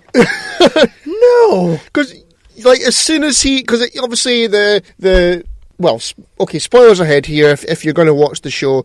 The guy, the killer from, what's his name? Mick Dundee. Mick Dundee. The killer from the movie is back in the TV show. So he's a wrong'un. He kind of rescues a family whose boy, I think the boy was being attacked by a crocodile. Yeah, is that right? Aye. And so he slaughters the entire family. He thinks he's killed That's not funny, is it? It's a little bit. He thinks he's killed the teenage girl, but she survives. Yeah. And so the show is she's trying to hunt him down and get revenge, but it also cuts away to the killer as he's just preying on people. But, it's so fucking good. He's got the best laugh. I can't do his laugh any justice. It's like... I love it. And every time he does it, it's like, you did. I think I'm 2 episodes or 3 episodes in. It's on Fox, I believe. He was about to... He'd sort of shot someone's tyres out as they were driving along the road. Right. It was 2 women. He kind of pulled up next to them, and it was like, oh, you're fucked. But then there was these lads who kind of pulled up at the same time because they were looking for the hole. Not when he's there. And so the next again day, their cars in the swamp and all that kind of shit. And, it's great. Not when Mick's there. It's great. So, and if you haven't seen the movies, go and watch the movies, especially the first one. The first one is brutal. And apparently it's all true stories. It's based on actual outback true stories, which is fucking mental. Put me off going to Australia. Yeah. Snakes, but... Snakes and Steve Irwin. Not anymore. I'm going to get a bigger stick. That was his trademark, wasn't it? This is the most deadliest snake in the... I shouldn't really be taking the piss out of that, should I? Well, he's not going to take offence, is he? All right, he's like, this is the most deadliest snake in the world. I'm going to get a bigger stick. And he used to poke the snakes with a I stick. know, I It's watched like, it. what are you doing, you lunatic? And then a fucking stingray got him, or a jellyfish got him. Yeah. You know, it's... With stuff like that, it's... You deserve to be bitten if you're pissing about with a snake like that. You don't deserve it, but it's a matter of time. No, if you're fucking about tormenting a snake with a fucking stick... A steak. Shut up. If you're fucking doing that, then you deserve to be bitten. I'm gonna get a bigger steak. No, I'm gonna get 2 steaks. Fucking snakes, ick. Do you have anything else? No, that's it. The only other thing was, you've already reviewed this a wee while back, was I recently watched The Conjuring 2. What a fucking film that is. Absolutely, literally, I loved it. I went nuts for this movie. This movie was so good. And I'm not even just talking about like a horror movie. This movie could stand alone in its own bracket. The directing in this movie is phenomenal. For a guy who, used to do like, shite. I believe he started off in the Saw movies. Right, shite. Shite. And then he ended up in Insidious. Insidious was good. That's actually 2 movies that I've watched for the first time. Great movies. Yeah. Well, not great movies, but good movies. Yeah. The Darth Maul demon's a bit scary. Yeah. That one's not in the sequel, though, is it? No. The Conjuring 2, obviously the sequel to The Conjuring 1, and absolutely love this movie. James Wan, what a director. I wrote an email to the Weird Science guys for their mail section on their episode, and I didn't really want to do a review of a comic book because that's their thing. So I was like, I've been saying that I was going to do that. So instead, I just kind of reviewed The Conjuring 2. And I said, I know you kind of think this isn't relevant, but it is because James Wan is directing Aquaman. Right. And now I've got a shit ton of faith in Aquaman because James Wan's clearly a fucking... For a horror movie, he's got some vision, like... And some of the camera things he was doing was just fucking spot on for me. The way he was framing some stuff, like, when the kid goes to bed and the tent's at the end of the hallway... And the little fire engine, like... Yes. The whole way that was kind of shot, not the scene itself, not what was going on, but the way the camera was looking at the tent, and you kind of could just see the back of it. I was sitting there going, fuck me. And then when I knew the fire engine was coming back out. I mean, come on, it's a horror movie, tropes and that. But when it came out, I shit myself. There a bit where they're in the living room, and... They kind of, like, in the corner of the eye, the old guy is sat in the corner seat. Mm-hmm. So, yeah, I shut myself with that. Yeah. And when they're at the neighbour's house, and the boy, he has the bell ringing, and the dog rings the bell when it needs to go for a pee. Mm-hmm. So the boy gets up, and the dog's not at the bell, and then he looks at the back door, and the dog's in the doorway. And then as he walks up to it, he opens the door, and the dog kind of goes, and I'm thinking, what's outside the door? Shit. And then the dog... fucking turned into a thing. Oh, that's right. Freaked. That's right. Aye. I freaked. I was like, no, not the dog. But honestly, Conjuring 2, if you haven't seen it, you have got to see it. I've actually been in a bit of a horror kick lately, Yeah, it's nice sometimes to go on a horror kick. It kind of. I'm not a big fan of horror normally. But why? I don't know, because I'm a massive pussy. So I can't say anything. I've still not watched Arachnophobia. So well, you've got to. That's like me watching Snakes on a Plane. Yeah. Because I can't watch that. There is nothing scary about Snakes on a Plane. No, I tried to watch that once, and it was the bit where there's shit going down on the plane, and somebody opens a sick bag, and a fucking rattlesnake jumps out. And no, that's enough. Was you sat there going, why did it have to be snakes? Sorry. Only better than that. Sorry. Yeah. Anyway, so that's The Conjuring 2. However, I can watch Eight-Legged Freaks, because massive... Well, that's complete bollocks, isn't it? So. Massive, huge spiders are not scary at all. No, they're not. And it's like when, obviously, Ruby's watching the Harry Potter movies, and when that massive spider came into the Harry Potter movie, I was kind of just sat like a... And Ruby's looking at me going, I thought you were scared of spiders. I'm like, not massive ones. Yeah. Like in, what's that movie that's got, is it J-Lo in it? Anaconda. I love that movie. I'm not scared of that. I can watch that. Because it's a huge fucking stupid... It's a really shitty CGI snake. Snake. It's a great big... That's my Sean Connery. It's a great big... snake. CGI snake.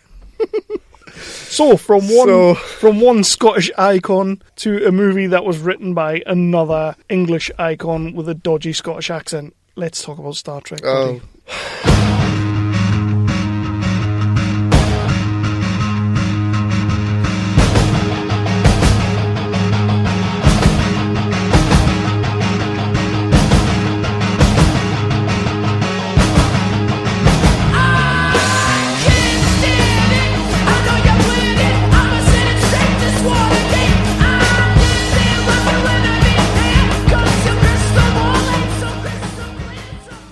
we went to see Star Trek Beyond We did go to see Star Trek Beyond. at the Maltons, so free tickets in the post, because that's like the third time I've said your name. We went to see Star Trek Beyond. Mhm.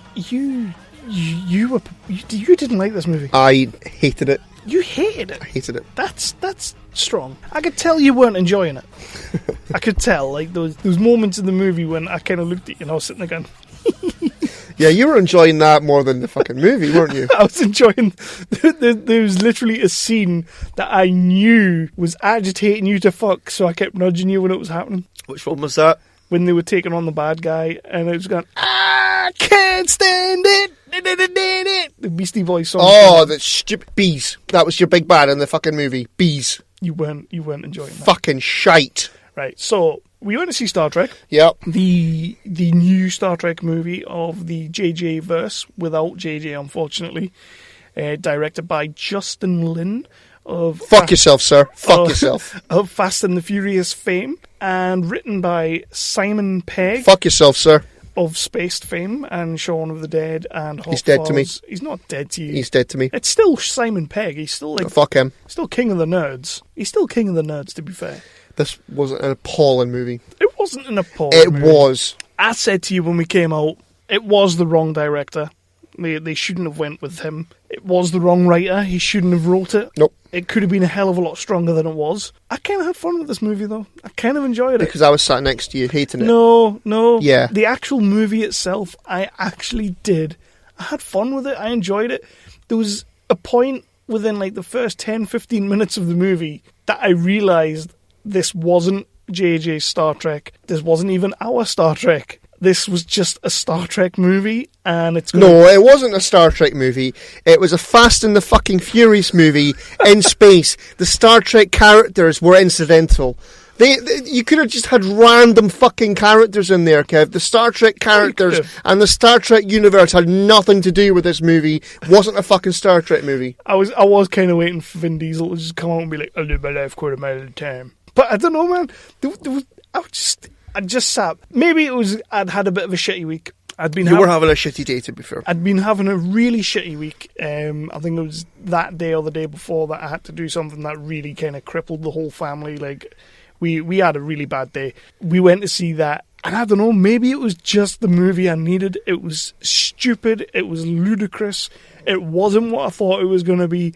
And I was able to just sit there and actually enjoy it. Just sit there and be like, well, time to shut my brain off and just watch this fucking movie. It had some action scenes. It had Captain Kirk running about on a motorbike in space, on a space planet. It had the tunnel vision from Fast and the Furious when they hit the NOS. The Enterprise had that, for fuck's sake. First time I've ever seen that. Like blue blurs along the side of the Enterprise. That was fucking brilliant. I don't know, man. I didn't hate it. I didn't hate the movie. However, I didn't love the movie either. I can't say I loved it. It was bad writing. It was a terrible movie. Why they gave Simon Pegg the writing duties on that?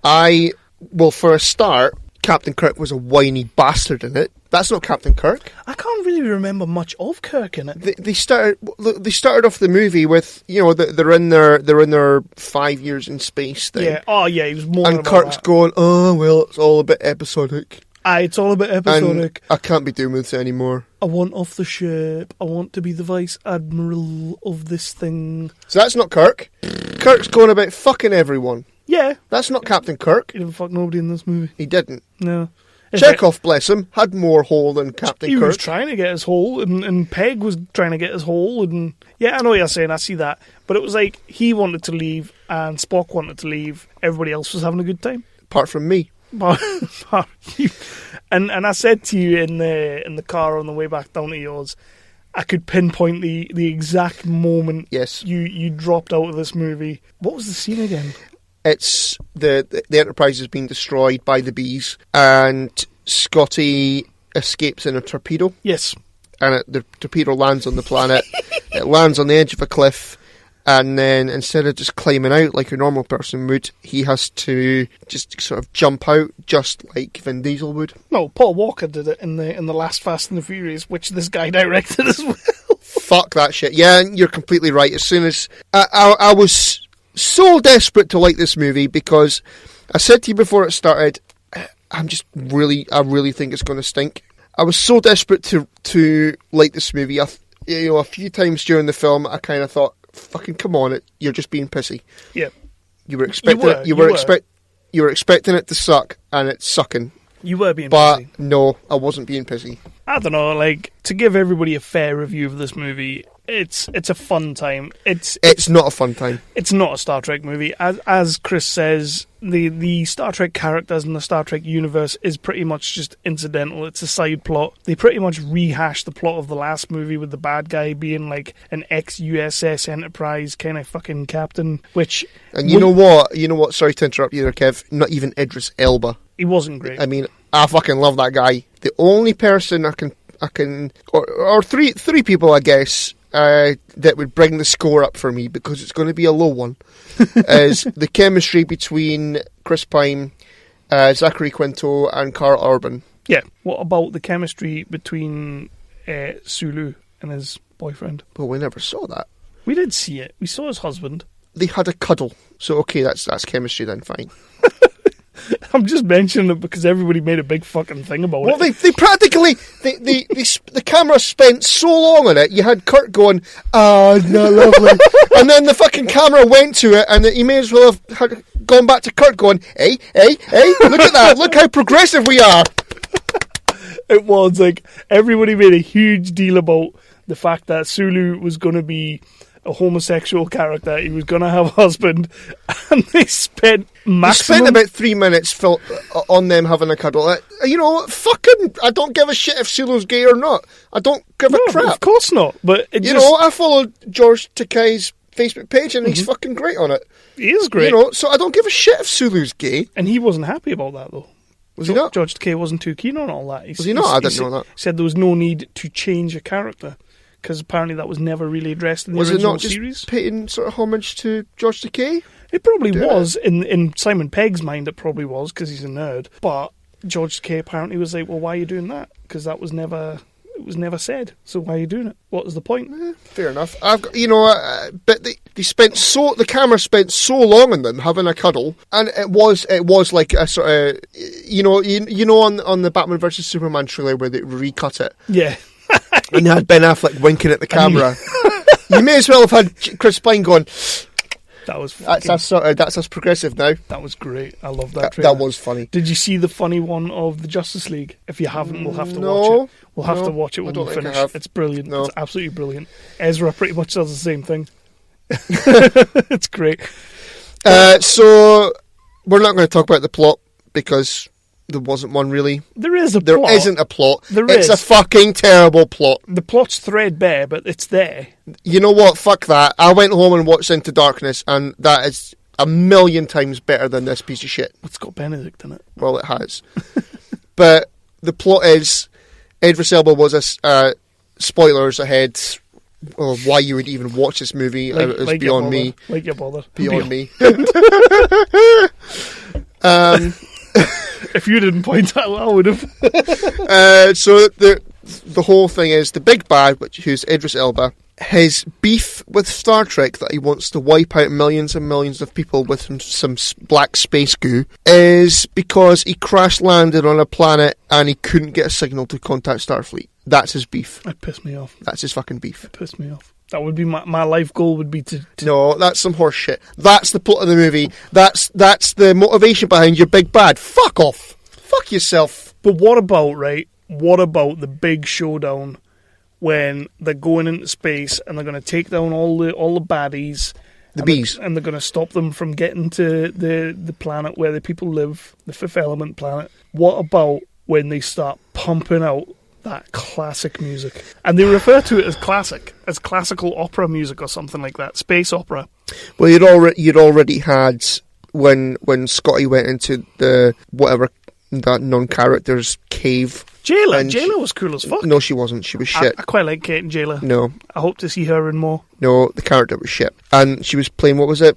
Was it Fuck the Police or something like that? Something along those lines. And I actually expected, when they went to that bit where they were going to take down the bees, actually, if they had started Fuck the Police, I was going to walk out. would be I awesome. have never walked out of a movie in my life. You did say that. In my life, I've never ever walked out of the cinema. I was so fucking close. There were moments when I actually thought he's going to go. He's going to leave any minute now. And to be honest, I thought that was going to be the breaking point, because I love that bit.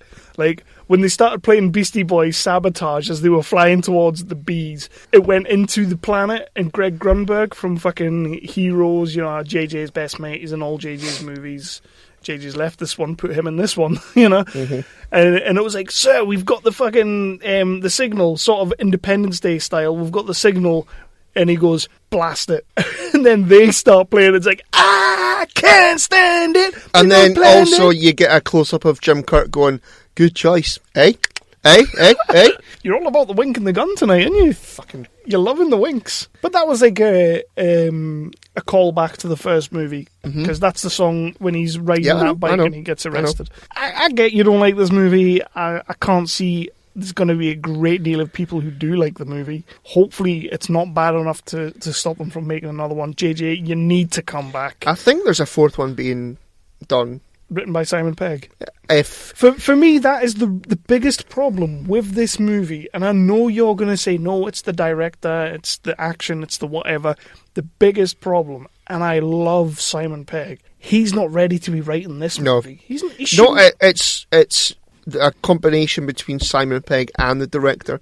If they're doing Star Trek 4 and either of those two are involved with it, I will not be watching it. Aww. I am not watching it. Oh, that is a shame. You know what? Make a better movie. Star Trek Beyond. What's your marks out of 10 then? Marks out of 10. I can only give this... realistically, I can only give this movie a 5. I know you didn't enjoy it. Maybe it was just the mood I was in, and maybe if I was to watch it again, I would be like, you know what, fuck this shit. It's a steaming pile of horse shit. When I went in to watch it, I was in a foul mood. I sat down, I realised it wasn't Into Darkness, it wasn't, if anything, you could liken it to Nemesis, like quality-wise. I realised it wasn't my Star Trek movie. It's somebody's Star Trek movie, if you love Fast and the Furious. You know what? It made Final Frontier look like fucking First Contact. I love Final Frontier. Oh, you're a dick. But for me, literally, I can only go middle of the road. And I'm not doing a weird science fuck you 5. This is just like a solid middle of the road 5 for me.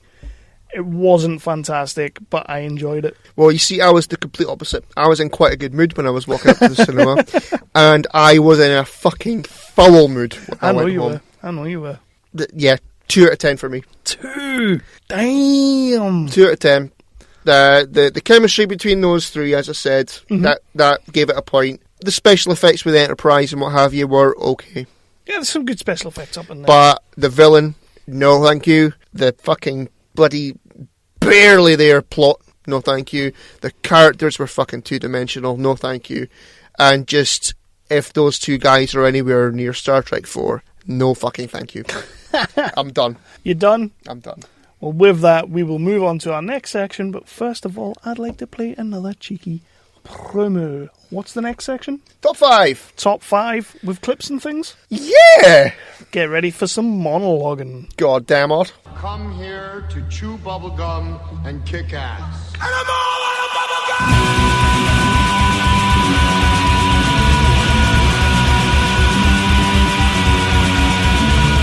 Astro Radio Z is a horror, cult, exploitation film podcast hosted by me, Derek Carey. I was one of those monster kids growing up. The one that used to sit in the back end of that video store and scour over every single last film cover you saw back there. From the slashers to the monsters to the sleazy stuff. Yeah, I was freaking obsessed. And I still am.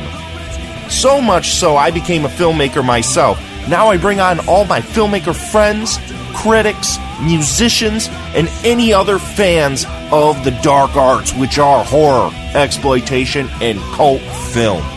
Are you one of these people? Then tune in and listen to my show, Astro Radio Z. I love that one. It is like quite literally one of my favourites. Yeah. So let's do a top 5 then, Kevin. Oh, wait a minute. What? Celebrate. It's our birthday. Celebrate. I'm doing snaps. Because I've been doing winks. Yeah, you've been doing... It's our birthday, man. Sound like a fucking dolphin there for a second. What? No, you didn't. No. That was quite possibly the worst dolphin impression I've ever heard. So just to remind everybody, it's our second birthday. Yeah. Episode 48 of the 365 Flicks podcast. You can find us on Facebook, Twitter, iTunes, Stitcher, Satchel, all those goddamn good places. And yeah, we are going to do our top 5 TV monologues, and then we're going to do a little bit of self-masturbation. And defecation. And a lot of self-defecation. I'm not going to let you self-defecate anymore. We've got some listener questions coming up, and I think you will like some of them, because we've got a couple of cheeky emails as well, which I loved. And yeah. I've not seen any of them yet, so we'll... So TV monologues, Chris. Yeah. What's this all about? What of it? What is this all about? Well, we had a good time doing the movie monologues, and... We did. I was watching season 2 of Mr. Robot. Mm-hmm. And he had a very, very, very good monologue in that, where he was talking about religion and stuff, and I put it on your Facebook page. And so I started thinking of that, and then I thought, fuck it, that would make a good top 5. Good. And here we go. Do you want to start? I'll let you start. Yeah. Because you're the man, so you can start. It's our second birthday, you can start. Thank you very much. So yeah, my number 5, everybody loves a monologue from this guy. It's Game of Thrones. You can't deny this is an absolutely fantastic monologue. It's Tyrion Lannister. He's in a trial for his life for killing Joffrey, and then he delivers this speech. I wish to confess. I wish to confess. You wish to confess? I saved you. I saved the city and all your worthless lives. I should have let Stannis kill you all. Tyrion! Do you wish to confess? Yes, Father. I'm guilty. Guilty? Is that what you want to hear? You admit you poisoned the king? No. Of that I'm innocent. I'm guilty of a far more monstrous crime. I'm guilty of being a dwarf. You are not on trial for being a dwarf. Oh, yes I am. I've been on trial for that my entire life. Have you nothing to say in your defense? Nothing but this. I did not do it. I did not kill Joffrey, but I wish that I had. Watching your vicious bastard die gave me more relief than 1,000 lying whores. I wish I was the monster you think I am. I wish I had enough poison for the whole pack of you. I would gladly give my life to watch you all swallow it. Samarin! Samarin, escort the prisoner back to his cell. I will not give my life for Joffrey's murder, and I know I'll get no justice here, so I will let the gods decide my fate. I demand a trial by combat. Peter goddamn motherfucking Dinklage, man. He's not bad. Like, he's fucking He can do a bit of shouting, I won't lie to you. He can. He certainly can. I do love a bit of P. Dinklage. That's what I call him, P. Dink. P. Diddy. P. Dinkage. P. Dinky. P. Dinkage. P. Dinklage. I honestly nearly had that, to be fair. Right, okay. Have you just seen what I've my just seen number what your number 5 is. That's fine. My number 5 is a repeat, because I had it in my top 5 best British comedy moments. At the same time, there's no way this wasn't going to make it, because I absolutely love this. But yeah, Peter Dinklage, Tyrion, the Trial by Combat nearly made my list. I was going to hobby it at one point. I may use the other one now. So that's kind of helped out mine. It was just a phenomenal scene. It was fantastic. And you know what? You had your issues with the last season, and I think we can probably both agree that one of the biggies there wasn't enough Tyrion. Yes. Because he was just in the cell the whole time. He was there. He had his scenes. He had his, mostly towards the end. Yeah. But there was nowhere enough Tyrion. No, and for a show that needs a shit ton more Tyrion, that's never a good thing. Well, you got to keep his fucking Emmys coming in. God damn it. So, right, we will move on to my number 5, which, as I say, if you listen to the episode, which was Top 5 British Comedies, I can't remember what episode it was that long ago. I fucking love this scene. And as soon as you said monologues, it counts as a monologue. It counts as a monologue. Yes, it does. As soon as you said monologue, it's like, right, this is going in, but I ain't putting it too high, because... See, that's the thing. I put Tyrion at number 5. Yeah, I was a bit surprised I saw that at number 5. That's a strange one. I've got 4 good ones though. You have got 4 good ones, have you? Yes. I've got 4 that I'm not entirely happy with. I'm happy with my list, but I'm super duper happy. But you know with what? This one. Stop getting Bond wrong. I'll tell you about the spy who loved me. All do that with your fingers round your eye. I'm Roger Moore. Bang! Blood dribbles down. We're on a submarine. 2 sailors sit down and have a game of chess. And the cups start wobbling, and then a man who used to be in the Inane line comes in and goes, "Why are the cups wobbling? What's going on?" And then he pulls down the periscope thing, looks through it and goes, "Oh my God, the submarine's being eaten by a giant tanker." And then we cut to Moscow, and there's a man there, and he's Russian, he's got eyebrows, and he's on the phone going, "What, a whole submarine? You're joking! I'm going to have to tell some other Russians. See ya!" And then it cuts to James, Roger Moore, and yes, he's with a lady. yeah. He's necking with her. Right, and he goes, "I've got to go, love. Something's come up." He means his cock. Yeah. Anyway, then he puts on his underpants and his ski suit, and he gets on his skis and he starts skiing. And he's being chased by these Russian shits in black jumpsuits with lemon piping. And he's just skiing along like that, and they start shooting at him, and he goes, "All right, I've had enough of that, just stop it!" And he turns around with this gun, and then he does a backward somersault off this ramp, and he lands on his feet. I'm not sure why, but he's not showing off. And then he goes over a cliff, and he's falling, and you think, "Oh, God, James Bond's going to die, he's going to die!" But then, at the last minute... He pulls a ripcord, right, and a parachute comes out, and it's got a Union Jack on it. Michael! That's how it ends! That's not the end of the beginning. The end of the beginning goes like this. Glang, glang-a-lang-a-lang-a-lang-a-lang. Glang-a-lang-a-lang-a-lang-a-lang. Nobody does it better. And I'm a naked woman in silhouette with a gun, spinning round. Makes me feel sad for the rest. Nobody does it. Oh, bit of nipple. Quite as good as you. Baby, you're the best. And now really big bounce right over, and I land on my feet. I wasn't looking. That's amazing. Alan Partridge, Steve Coogan at his absolute best for me. Again, it made top 5 British moments because I just love it. It's just such a great scene, and it counts as a monologue for me. It does. It's fine. It's fine. That was him describing the opening to The Spy Who Loved Me, if you didn't know. If you do go on YouTube, I found the perfect video. If you do, you have to find that video because it goes along with the opening and it actually totally fits. What was the description of the video? It's like Alan Partridge, The Spy Who Loved Me. It just goes so well with the video, and I loved it. As soon as I saw it, I was like, "Oh, great!" And even when the guys are shooting at him, and he's like, "Oh, stop that!" He kind of turns around. Alan Partridge, Steve Coogan. It doesn't get any better than that. Good stuff. What is your next one, Budzinski? So it's another American show. And it's a show that probably everybody's watched. I would imagine everybody's seen an episode of this at one point or another. At some point. It's another show with a absolutely fantastic cast. And it's Jed Bartlett at his best, monologuing away and taking a woman down. That came out wrong. It's The West Wing, and it's Jed Bartlett. It's a good idea to be reminded of the awesome impact.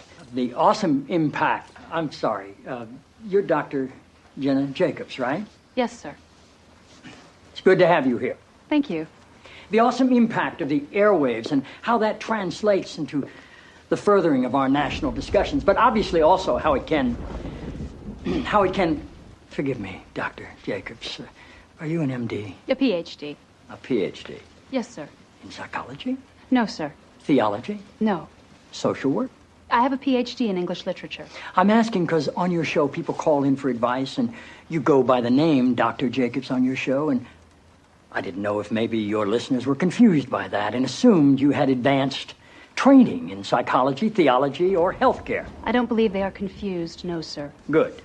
I like your show. I like how you call homosexuality an abomination. I don't say homosexuality is an abomination, Mr. President. The Bible does. Yes, it does. Leviticus 18:22. Chapter and verse.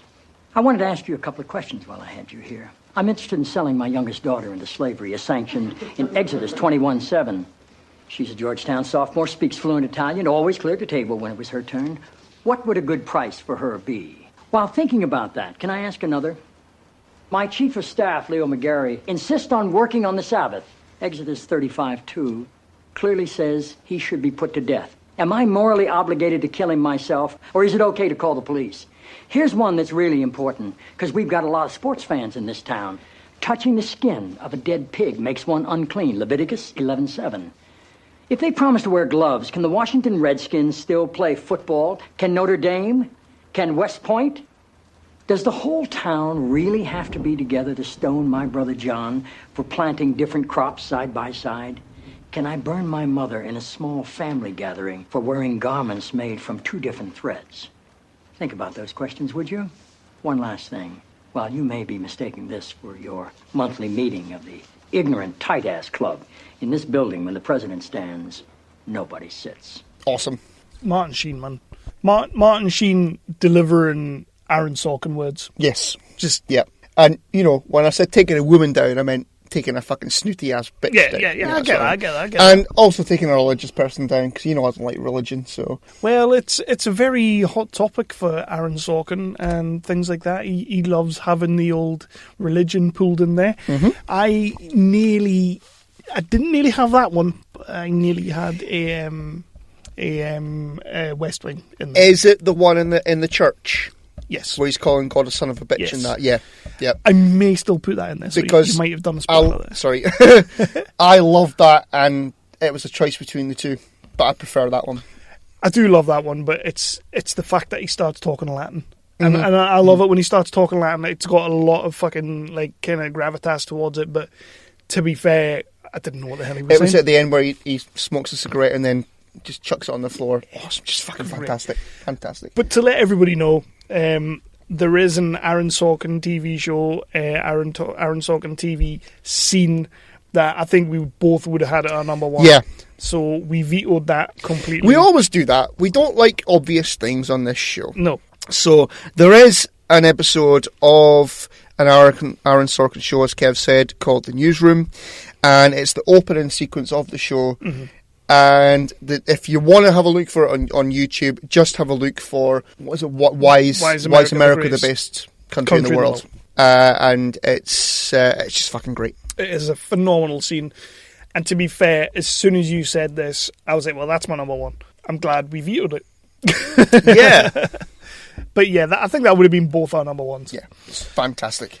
So, my number 4, and you're probably going to be quite surprised by this, because I'm not a huge fan of this actor, but I did, like everybody else, when I was a child, I did watch this show when I came home from school, and this is a scene that always stuck with me, because it's basically about daddy issues, and let's be fair, I've got some of them. So this scene always stuck with me for a long time. I still don't think this guy's a great actor, but in this scene, he's phenomenal. I would disagree. I think he's got some talent. I know you like him, but in this scene, in this TV show, it was a TV show that was always funny. They were always quipping. They were always doing jokes.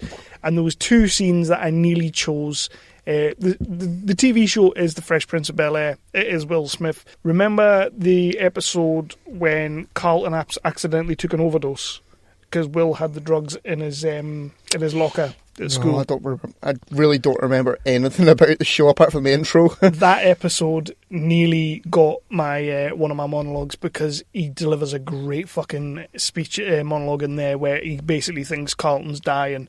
And, oh man, Will Smith just acts his fucking balls off in that scene. For a young kid at the age he was making this, you know, before he went all bad boys on our asses, and then all Men in Black on our asses, this shit is the bomb, and yeah. But I'll tell you what, just before you do that, before you press play, talking about his acting, I recently rewatched Ali.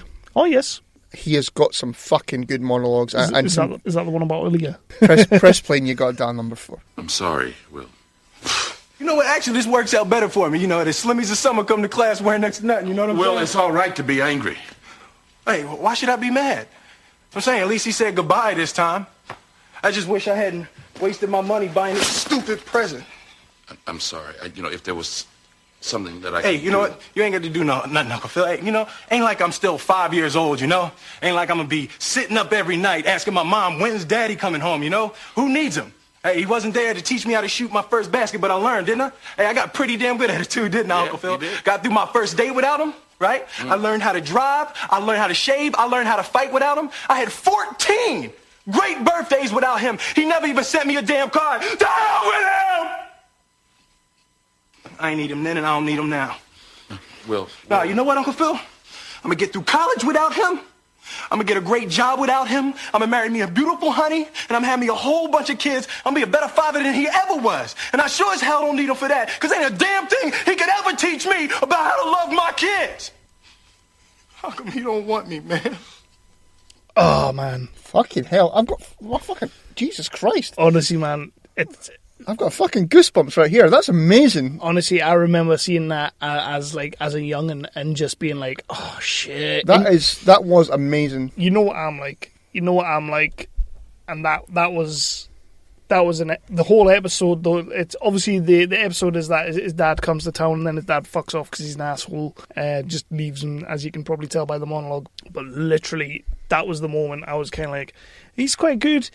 Subsequently, he kind of lost a lot of my respect going further.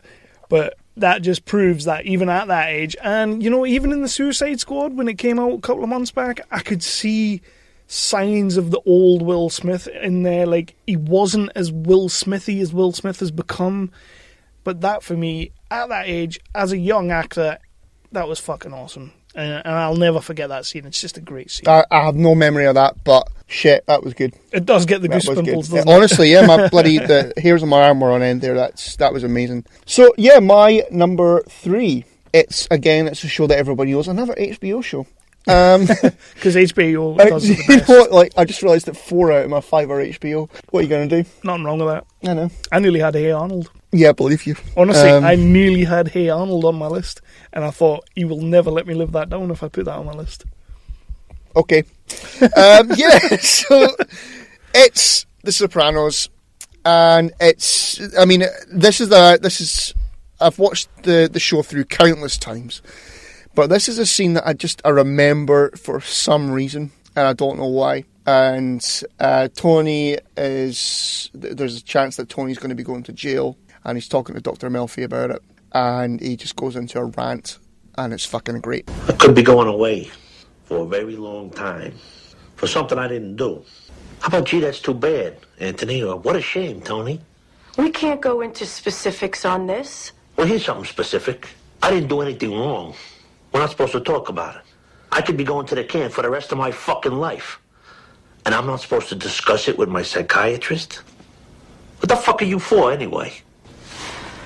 How does that make you feel? The idea that you might be sent to prison.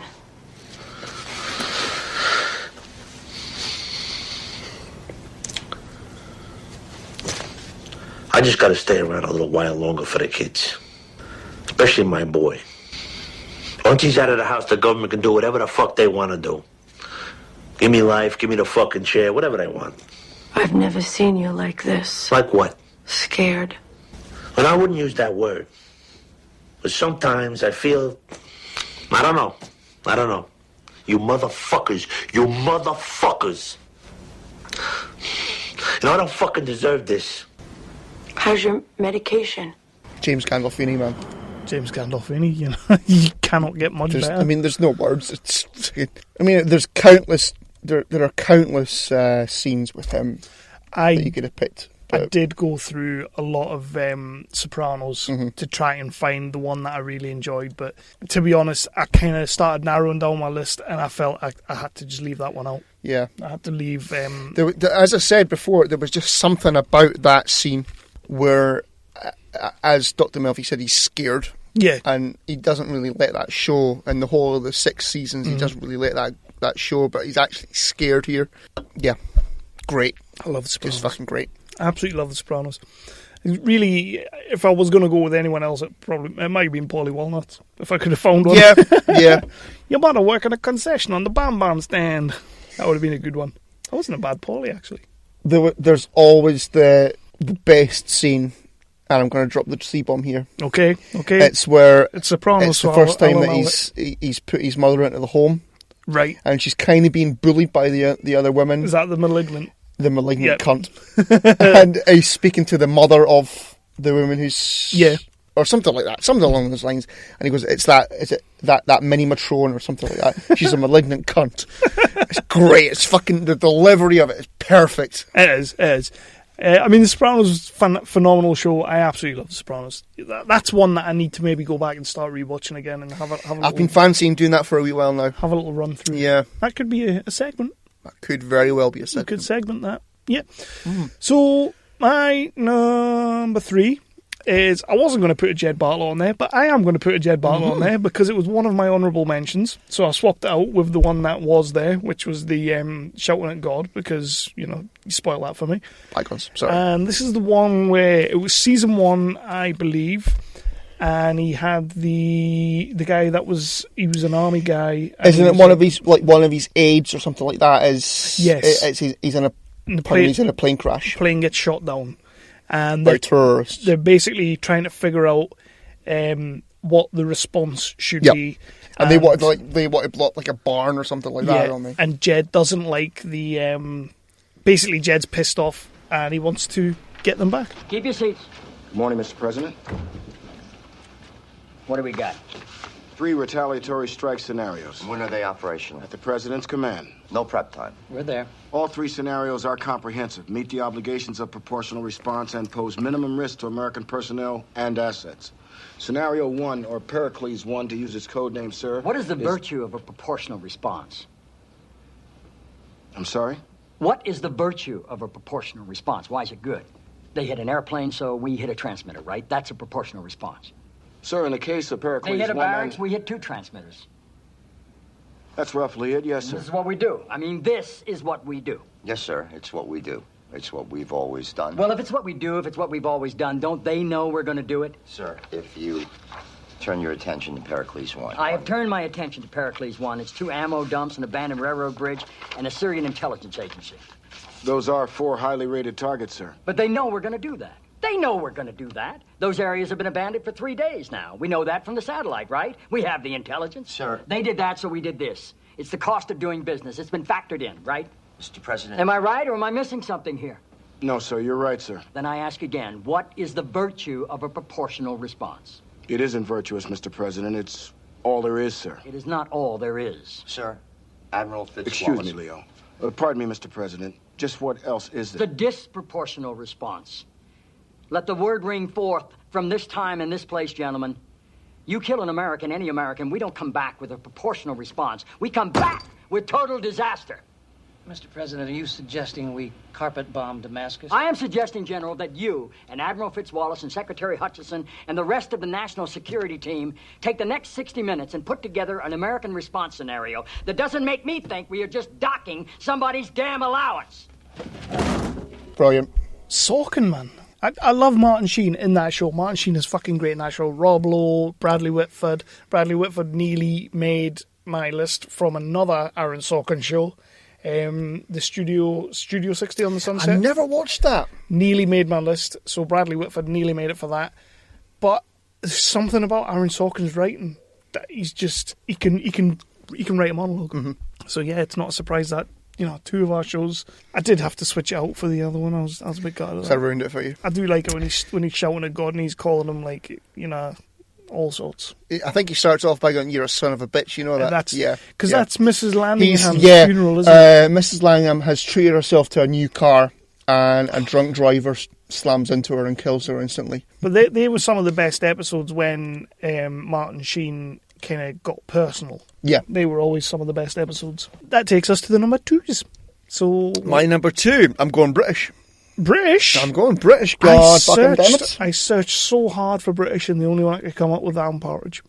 I had a couple of... Well, I've got a British one in my honourables as well. Yeah.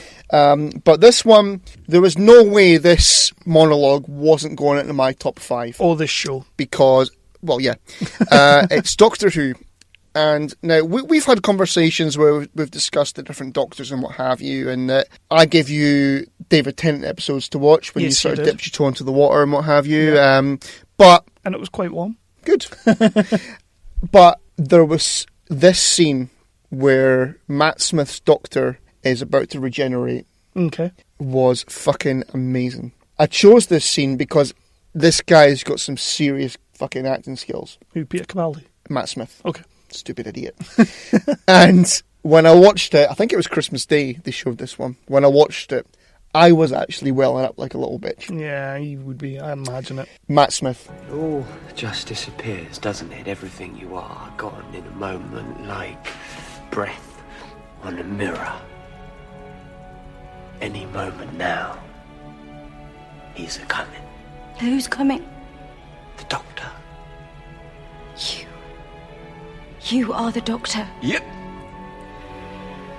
And I always will be. But times change, and so must I. Amelia. Who's Amelia? The first face this face saw. We all change. When you think about it, we are all different people, all through our lives. And that's okay, that's good, you gotta keep moving, so long as you remember all the people that you used to be. I will not forget one line of this. Not one day. I swear. I will always remember when the Doctor was me.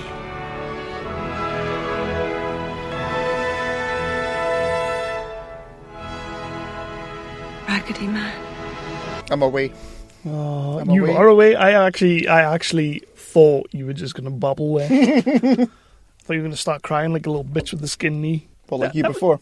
I'll be honest with you though, that was pretty cool. I like that. I mean, I've not seen that scene. I dipped my toe in the well, and that was about as far as I got. As I said, Matt Smith's got some serious acting skills. He needs to be in more than fucking goddamn bloody fucking Terminator Genesis. He's better than that shit. That was very much a waste of... it was. I think he was just trying to make a name for himself in America. So, you know. They gave him a poster and everything. Well, yeah, he had a character poster. It was like, what character? But so did Slipknot. That's very true. That's very, very true. Although Slipknot had more screen time. Yeah. He did. So he probably deserved that poster. So that was my number 2. That's cool. I'll let you have a Doctor Who. Well, I'm taking it anyway. My number 2 is a show that you can't be any way surprised about. No. There was a toss-up between two... it's Friday Night Lights. It's the Clear Eyes, Full Hearts, Can't Lose scene. I believe in my top 5 monologues, it was either an honourable mention or it might have made the 5, but it was Al Pacino on Any Given Sunday. Okay. And if anybody could take that locker room scene in Any Given Sunday and just wipe the floor with it, it's Kyle Chandler in Friday Night Lights. He used to do this every 2 or 3 episodes. He would give this fucking awesome speech. I could have went through the whole 7 series and found like 10 different monologues. Kyle Chandler, absolutely fucking delivering just one of those speeches that made me want to go out and play American football. Wow, shit. When Jason Street went down the first game of the season, everybody wrote us off. Everybody. And yet here we are at the championship game. 40,000 people out there have also written us off. There are a few out there who do still believe in you. If you'll never give up on you. You go back out on the field, those are the people I want in your minds. Those are the people I want in your hearts. Every man at some point in his life is going to lose a battle. He's going to fight and he's going to lose. But what makes him a man is that in the midst of that battle, he does not lose himself. This game is not over. This battle is not over.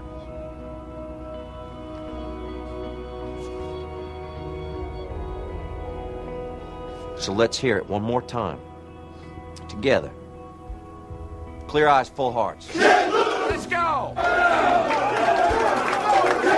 Sometimes I just wish I was American. Because we wouldn't go on like that. We would. You think we... No, not... If I was American, I would totally be like that. British people don't go on like that.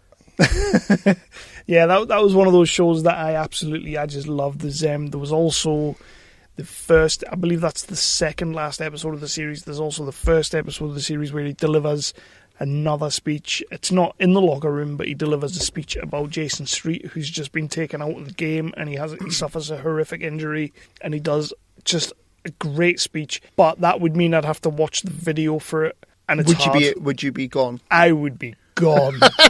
It's hard. It's hard watching. So I decided not to bother with that one. Yeah, you don't want to be crying. Not like you just were with I wasn't crying. I was a bit bright-eyed. You were like, oh. Yeah, so before we move on to our number ones, would you like to drop in some honourable mentions? Do you have any? I do have one. If you don't mind, I would actually quite like you to play it. I do mind. Well, do it anyway. And I'll tell you for why. I really, really wanted this in my list, right? But I couldn't fit it in. Now, we've spoken about this. I think we spoke about this with Gary when he was on the show. Okay. Because Gary's a big Buffy fan like me. And this is from probably one of the very best episodes that they did. Okay. The episode is called The Body. Right. And Buffy comes home, she finds her mother dead. And the monologue, it's a minute long, but it's not entirely a monologue. It just shows you this was a fucking powerful episode. Okay. And the character that you're going to play is Anya. And Anya, if you don't know, Anya is an ex-demon who was sort of trapped in a human body. Willow's girlfriend? No. No. Oh. Anya is Xander's... Willow had a girlfriend, though. She did. Yeah. She was a lesbian. Anya is Xander's girlfriend. Right. So she was an ex-demon who got trapped in a human body, so she's not used to people dying. She doesn't understand what death is. Right. And so there's this scene in The Body, and it's fucking great. Okay. Are they going to cut the body open? Oh my God. Would you just stop talking? Just shut your mouth. Please. What am I doing? How can you act like that? Am I supposed to be changing my clothes a lot? I mean, is that the helpful thing to do? Guys. The way you behave. Well, nobody will tell me. Because it's not okay for you to be asking these things. But I don't understand. I don't understand how this all happens. How we go through this. I mean, I knew her, and then there's just a body. And I don't understand why she just can't get back in it and not be dead anymore. It's stupid. It's mortal and stupid.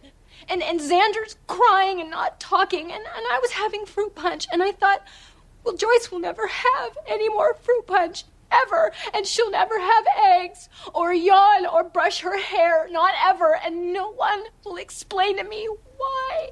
Yeah, I'll give you that. That's just incredible. It was one, as I said, it was one of the best episodes of Buffy that they did. There was there was a vampire at the end of it. Because it's Buffy the Vampire Slayer. But it was... Was that like one of those, oh shit, we need to put a vampire in this? No. Dawn sneaked away, that was Buffy's sister. Dawn sneaked away because she wanted to see her mother's body. Mm-hmm. So they kind of sneaked into the morgue to see the body. But it's all silent. There's no music or background noise or fuck all. So they're like looking over the body, and in the background, blurred in the background, a body sits up, and it's a vampire. Fuck. So that was my... Thank you for putting that in. That was my honourable mention. Yeah, well, it is our birthday, so... Exactly! I'll treat ourselves. I'll let you have one. I had honourable mentions. Let's see. I did have a couple. Obviously, I had that one from Studio 60 with Bradley Whitford. I had one from him, which was, I think, in the first ever episode, when he's defending the old boy who's just been sacked for being a little bit racist. And then there was another one from Studio 60, because I love that show. It was a great show.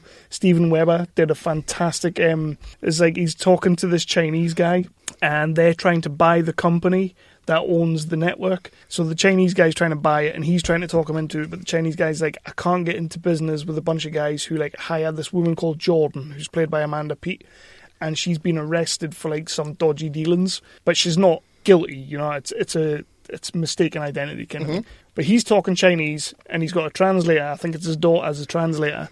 So he's kind of blah, blah, blah, and then the translator's kind of like, my dad doesn't want to do business with you. So Steven Weber goes on this amazing rant about how he would never sell any of his like teammates, colleagues down the river and all that, and he's kind of like, if you don't want to get into business with people like me, and he's like, this is the type of guy I am, this is who you are, and he really kind of goes at it, and you see the Chinese guy kind of standing there all the way through, getting like more and more confused as he's talking, because she's translating back to him, and it's just all about how he won't, and you see Bradley Whitford stood at the side, like, gaining, because as a prelude to that, like, Bradley Whitford hates Steven Weber, like, they don't get on. And you see him gaining so much respect for him in the scene, because he's like defending this woman who may or may not be guilty kind of thing, but he's defending her to the hilt. And then the translator like kind of turns around and is like telling the dad, and then the dad kind of looks at her and goes, you know, it's blah, blah, blah. And she's like, oh, I mistranslate. And the guy stood there going, fuck. Cool. And it's a great little scene. But yeah, that was another one that, and obviously Jed Bartlett shouting at God. Because if anybody's going to shout at God, you know, it's got to be Jed Bartlett. Do you think he would be just the president forever if he was actually voted in office? I think they would like do like an Amidala thing where they would change the constitution so that he could stay in. Mm-hmm. Yeah, I think Jed Bartlett should be president. If it's between him and Trump, I'll take Jed Bartlett. Oh yeah. Apparently Hillary's gone about fainting all over the place. So. Christ, yeah, he's got that sewn up. Bunch of drama. He's got that sewn up. But we don't do politics. We don't do that. So that is the honourable mentions. Yeah. Let's just do this number ones. My number one. Let's just jump straight in. There's no way this guy wasn't going to be my number one. I'm surprised like 3 of your top 5 weren't this guy. Yeah. Ian McShane, man. From Lovejoy? No. Is it a Lovejoy monologue? Swidgen. Swearingen. Can't wait to see this movie. Yes. They need to get it done. It's being written. Apparently, allegedly, it's being written. Mm-hmm. Get it fucking done. Yes. And give this man some monologues like this son of a bitch right here. Fucking her. And now, I'm gonna fuck you if you don't piss me off or open your yap at the wrong fucking time. The only time you're supposed to open your yap is so I can put my fucking prick in it. Otherwise, you shut the fuck up. Now, hold on to that. Point is, this minister's gotta fucking die. I mean, that's the fucking point. He's gonna die sooner or later. I mean, he's making a fucking jerk of himself. And I mean, why go on with that? Who's gonna benefit from that, huh?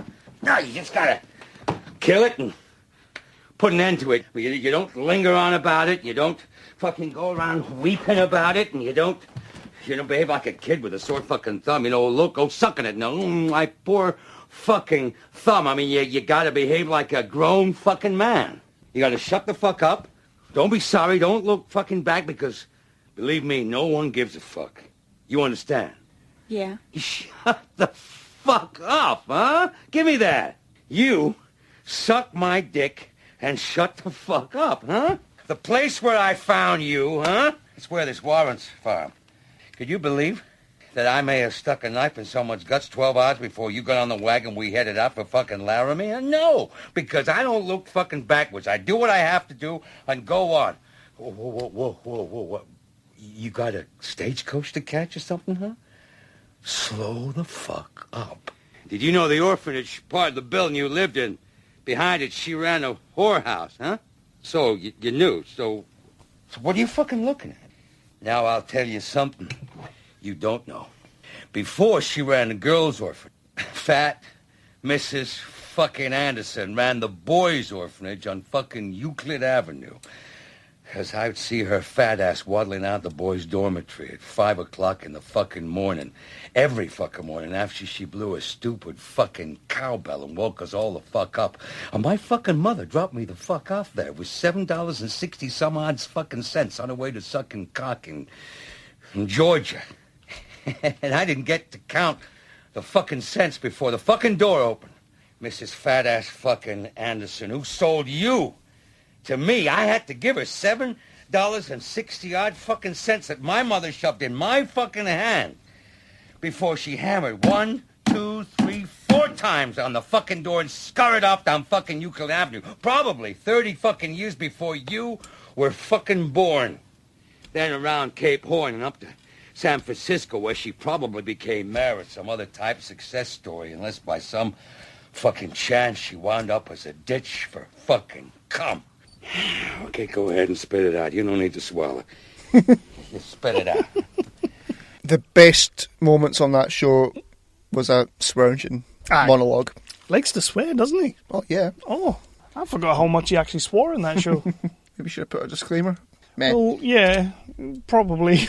Yeah, fuck it, too late now. It probably would have been for the best. Too late now. But yeah, Swearingen. I love Deadwood. I only ever actually watched season 1 of Deadwood because you let me, didn't you? Did you let me, or did I just? Maybe, I don't know. I watched season 1. Well, I mean, I can lend you the DVDs, no problem. The DVDs. It's not on Blu-ray. I'll wait for the Blu-rays. Thank you very much. You do that then. So yeah, you were a bit surprised by this. Yeah. How come? Because you were pissy as fuck with it. I was pissy as fuck about this. It's The Walking Dead, and it's Negan's monologue. It was It was very, very good, but you were... The thing was, I loved Jeffrey Dean Morgan coming out as Negan.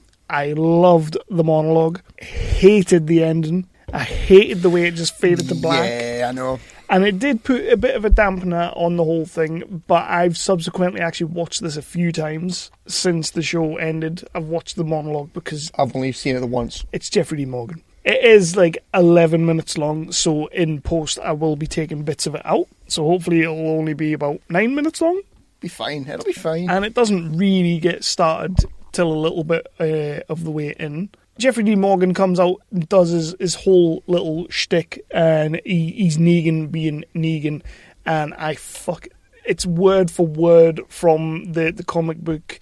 Obviously, when they showed it on normal TV when it came out, there was no F-bombs because obviously Jeffrey Dean Morgan and who was it, AMC, didn't want to get fined to living fuck. But didn't someone... Was it Hayes that told us that they recorded 2 versions of it or something? Yes, they did. Yes. Right. Apparently that is true. And you will see in a moment how true that is. Because this is the version with the F-bombs. Oh, shit. So right. This is the version as it's supposed to be. And let me tell you something. I've only watched this once before today. It was a couple of weeks back. It got released that there was another version, and they spliced the 2 versions together because they wanted the intensity of when he was doing the F-bombs and stuff. They wanted the intensity of that scene, but in a normal way, like without the F-bombs. It is nothing like the way it was portrayed in the season finale. Damn. You're going to fucking love this. Okay, fucking go for it. And if you want to talk about a disclaimer for the last one, you're going to need one. Is this worse than switching? Maybe not as bad as switching, but it's bad. It's bad. Like I say, it's 11 minutes long, so in post I will cut it down a little bit. But I thought the very first, the opening scene to find Negan, to meet him, was absolutely perfect. Jeffrey Dean Morgan, you couldn't have casted a better actor for this. And the monologue, it speaks for itself. Sweet. Gonna be pee-pee pants city here real soon. Which one of you pricks is the leader? It's this one. He's the guy. You're Rick, right? I'm Negan. And I do not appreciate you killing my men. Also, when I sent my people to kill your people for killing my people, you killed more of my people. Not cool. Not fucking cool. You have no fucking idea how not fucking cool that shit is. But I think you're gonna be up to speed here shortly.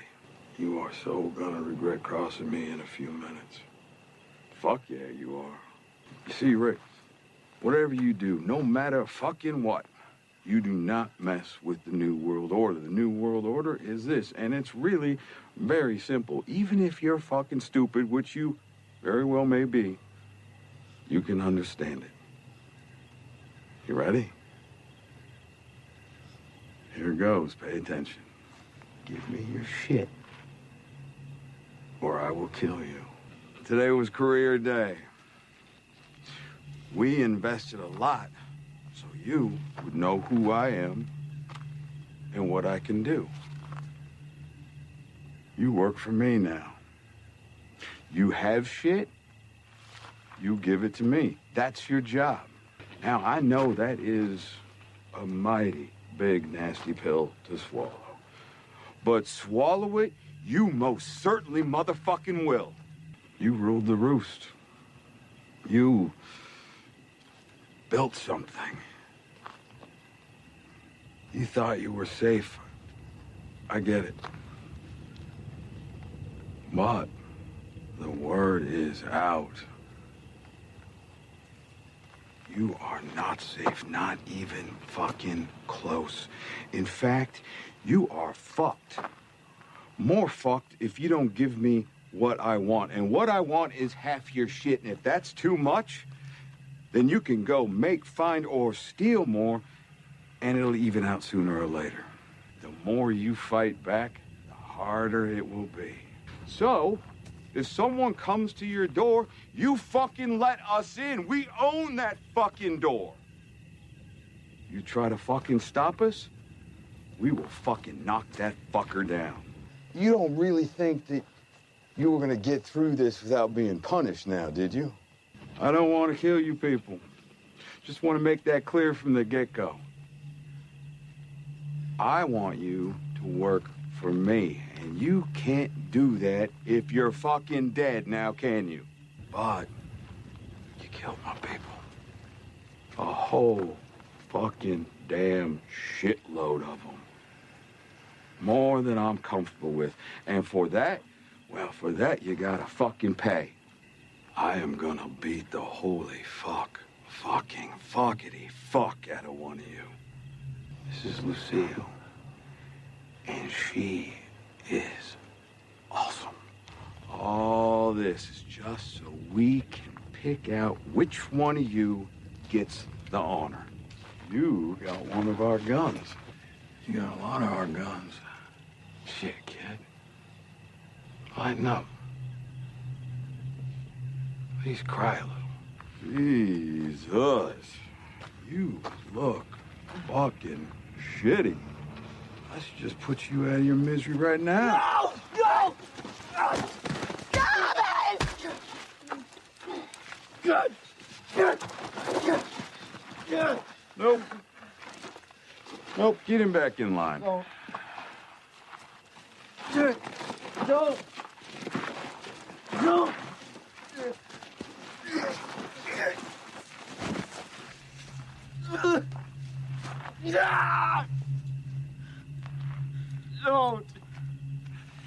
Don't. All right, listen. Don't any of you do that again. I will shut that shit down, no exceptions. First one's free. It's an emotional moment. I get it. Sucks, don't it? Moment you realize you don't know shit. This is definitely your kid. So stop this! Hey! Do not make me kill the little future serial killer. Don't make it easy on me. I gotta pick somebody. Everybody's at the table waiting for me to order.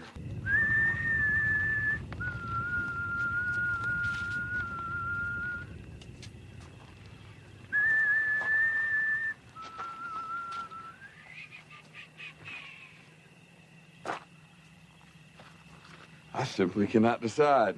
I got an idea. Maybe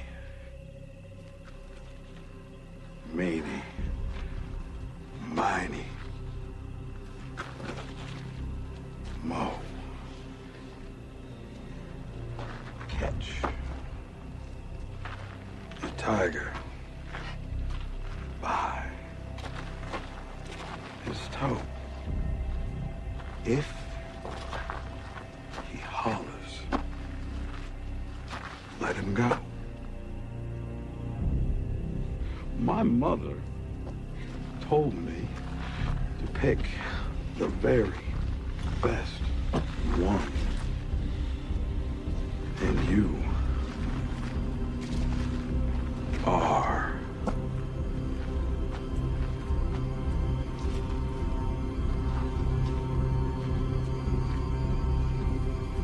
it. Anybody moves, anybody says anything, cut the boy's other eye out and feed it to his father, and then we'll start.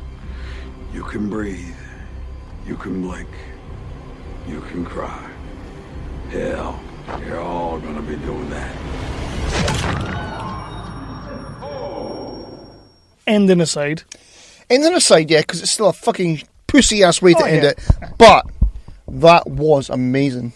It is good, isn't it? I mean, we spent that whole series, once we knew that Jeffrey Dean Morgan had been cast as Negan, and we already knew that that was going to be the perfect piece of casting, we spent the whole series wondering, when is Negan coming into it? When is Negan coming into it? And then he came in right at the very end.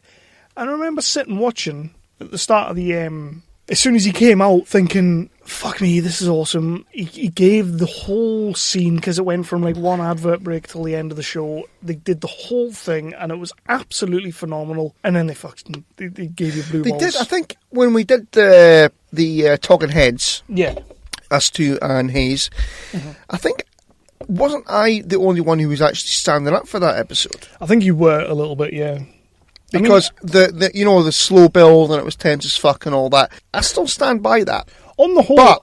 But as you said, Kev, the end of it was a complete... I mean, I don't think anyone out there has disagreed with us on that. No. It was a cop-out. Everybody went nuts, and they must be super-duper confident about what they've got. I hope so. The second trailer has got me more optimistic than the first trailer. Did you see the interview? I meant to say it in the news. Did you see the interview with Kirkman? Robert Kirkman? No. He did a big interview where they were talking about did he feel that he'd fucked up basically with the end of the last series and all that. And he was saying that he didn't. He felt that they went the right way with it. It was a plan that they had from the very start with the introduction of Negan. But he said halfway through the interview about that he thinks that the deaths are going to be very prominent in the show and everybody's going to be surprised. Now, he said deaths. Right. He didn't say death. So we know one person's going to die, but now everybody's going nuts. Is there going to be two people going to die? I think this was one of the things that pissed me off about it, is same with the dead Jon Snow thing. Yeah. You know, I know the reason that they did it, well, I think one of the reasons they did it is they didn't know who they wanted to kill off. Yes. But another one was they wanted a year or 6 months or however long it's been of people saying, shit, who's going to die? Yeah. Which is fine. But nobody said that. They got instant reaction of people going, shit, why the fuck did they do that? Like, what the hell? Yeah. That was, you know. But, I mean, people have been talking about it and saying, shit, who's going to die? So, in a way, it's worked. It has worked. But, you know, they did piss off a lot of people. But, So that's Top 5 Monologues. That was a good top 5. Yeah. And I will cut the Negan trailer down a little bit. Fine. It's like 3 times the length of our own show. So we are going to play another quick promo for another podcast that we absolutely love, and then we will come back for listener questions, which we've never really done. But we're not forgetting anything, are we? No, I don't think we are. No, we'll come back for listener questions, which we've never really done before, and we got quite a few good ones. I think you'll like some of these. You've not seen them yet. I've not seen them yet, no. You will probably like some of these. So this is for the Epic Film guys, and we always play this because they pimp the fuck out of us as well. Hey guys, this is Nick from the Epic Film Guys podcast, and you are listening to the 365 Flicks podcast. Not only your source for great movie news, outside of our own podcast, of course, but also your source for everything from The Walking Dead.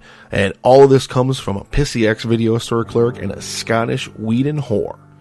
your vocal heroes of Pissy Opinion. It is, again, the 365 Flicks Podcast. Please jump over to iTunes and give them a rating and follow them on Twitter at 365 Flicks Pod. And now here's a little taste of what the Epic Film Guys podcast is all about. Even when the composer wasn't that great, they were like no-namers, but they come up with these iconic themes, which even films you that get are in your complete, head. even films that are complete shitfests, like Garbage. Stallone's Judge Dredd. Dun dun dun dun dun dun dun dun dun dun. Like that theme is so iconic, it sticks Don't right in call your that head. movie shit. We both know that's your favorite movie of all time. All right, It definitely is one of them. I will readily admit to that. a little bit. Let's put a little more lighthearted feel in this. What are you doing retrospect. down there, Judge Hershey? Waiting for backup. Hey, Diane It's Lane. here. Diane Lane, man. 2 years, my friend. 2 years. You goddamn son bitch. 2 years. You goddamn son bitch. It's been a quick ass 2 years. It has, hasn't and it's it? been an awesome ass 2 years. You know that. We've done pretty fucking well, to be fair. We've had some highs, some other highs, and some other highs. We've not really had any lows. I think the other week at Glasgow where we couldn't get any ready one. Yeah, that was a bit of a low. That wasn't our fault. It was just busy and it was popular and stuff. I think they just underestimated how big it was going to be.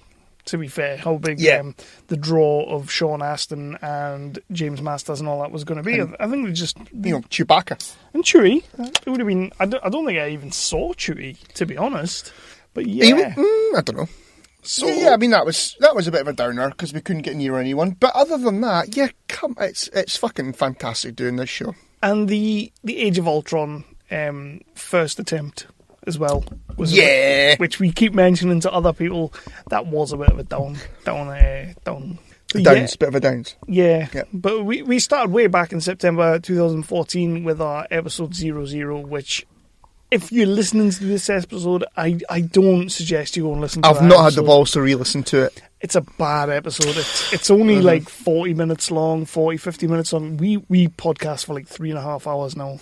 That's not good. We're like weird science degrees of length. But yeah, the first episode wasn't a great episode. And I think we've put some consistent episodes ever since then, to be honest. Oh, fuck guy. You know, we talked about trailers, we did our top... We need to revisit that. I think there's a few tops that that we need to go back to. I think episode 3 we did our top 10 all-time best movies. It might be time to go back to that. And of course, for a little while, we had friend of the show, Ash Nicol came on and gave us a hand for, like, I think it was about 3 episodes. 2 or 3, yeah. Where he told us he was gay for Michael Bay. And one of the funniest moments of the podcast is when I got you to walk out. You did. You very much did. Which song? Which song was it? Wild Wild West. Was it Wild Wild West? And then you walked out of the room. Yeah, I did walk out of the room because you know what? You got to draw the line somewhere. But then it came back to bite me in the ass when I had to do a Cartman impression. It certainly did. Yep. We had our best big screen Batman, which I think ended up being Adam West. No, it didn't end up being. It was Keaton, wasn't it? Keaton. Might have been Keaton. Yeah, we had that, and we've had a few Walking Dead episodes. Mm-hmm. Bats vs. Soups, a trailer talk, 9.5, our first ever mini-sode. Mini-sode, that's a bit wanky, isn't it? Alright, mini-episode. That's fine. I really need to work on these show notes. Don't shorten words where words don't need to be shortened. And of course, the synonymous episode 10, take 2 of Age of Ultron review, which... Yeah. Yeah. Although that one was better, to be fair. Yeah, it because was. on the first version, we went into every single fucking scene. Yeah, and the second time we tried it, which was the next night, because it hadn't recorded, we didn't. So do you think that it was like we were slavering away about Ultron, and, it didn't record, but do you think it was like the recorder went, oh, fuck this, I've had enough of this? I've had enough, they're going too far into They're just talking shit, to be fair. And we had the big debate. Yeah, which you completely threw me, and I won that shit like a motherfucker. You did. You kept calling me Denny Crane, and I'm going to live off that. I am actually going to live off that. Was it not Ally McBeal? But that was also my favourite episode because you got to watch basketball. That's right. Yeah, no, I liked that. You like basketball? No, you didn't. I liked basketball. Yeah, it was Biodome. Yeah, you didn't like Biodome. I despised Biodome. Although, better than movie Star Trek Beyond. And the debate, which I won, led to you rapping Wicked Wild Wild West Carmen style. Yeah, I have repressed that completely. Well, I will maybe No, you will fucking not. I will maybe have to cut it into the outro. Veto. We've watched a lot of fucking movies. Yeah, I know. And then, of course, July 25th, 2015, we had our first Comic-Con. Because I got a bit above my station and got in touch with people and was like, and it kind of worked. It did work. We got a little bit out of it. We get to go to Glasgow, we get to go to Newcastle. Episode 16. The first episode in the Fortress. The inaugural Fortress of Poditude Pod Cave episode. Yeah. I did love that. I mean, we fucking built this with, like, our own two hands. Well, my your own two hands. You kind of just sat at home and did Well, fuck no, all. I did offer to. I offered to come up and help you with it, but you were an impatient prick. It was in my garden for ages, and it had to be made. No, it was in your garden for literally hours, and it had to be made. Yeah. I was busy at work, and I said I'll come up and give you a hand with it at the weekend, but you couldn't bloody well hold yourself. No, I couldn't. I got the prematures. But to be fair, I'm an impatient prick as well, so Yeah, that's fine. Okay. We have done some pretty nifty crossovers. Yes, we certainly have. We had Doug Campbell from the Dallas Action, and Martin Rigby came on with that. Did he come on the first episode, or was it just the second? They were on both. They were on both. Yep. Awesome. I love those episodes. Those episodes we talked about Oliver Stone's JFK.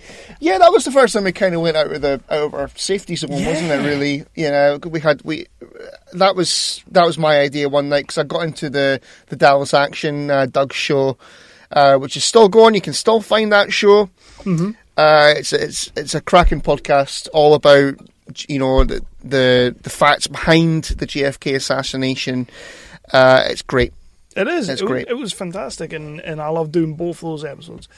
2 episodes later, though, we finally hooked up with our boys, the Jock and Nerd. We did, and we got a cheeky little surprise with Rug Boy. Bless him. Which, to be honest, I still love. I still have the Astro Radio Z promo running through my head, and Rug Boy just proper moshing out. Rug Boy being a felty American, which we didn't really expect. No. Which was a bit crazy. I love that episode, although still a bit peeved that millennial fuck Anthony wouldn't watch Mac and Me. Did he not watch it? No, he didn't watch it. Oh. But what are you going to do? I think they had it on in the background while we were doing the review. Which, to be fair, he won't watch anything apart from Batman vs Superman. So exactly, he does love Batman vs. Yeah, that is literally his number one movie. People like movies, and sometimes you get a movie that you like so fucking much that you have to watch it over and over again. And I have Jaws.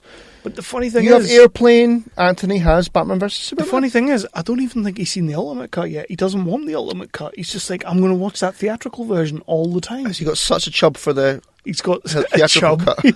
He's got a proper chub for the theatrical cut. Definitely. And then we had our first ever interview episode with, some Game of Thrones stars, Kate Dickie, Ian Beattie. We went to Newcastle Film and Comic-Con. Showmasters gave us press passes, yeah, and that shit was awesome. Went in there a couple of virgins, couple of interview virgins. Yeah, I'll add that bit in later. And we got to speak to Kate. Kate was awesome.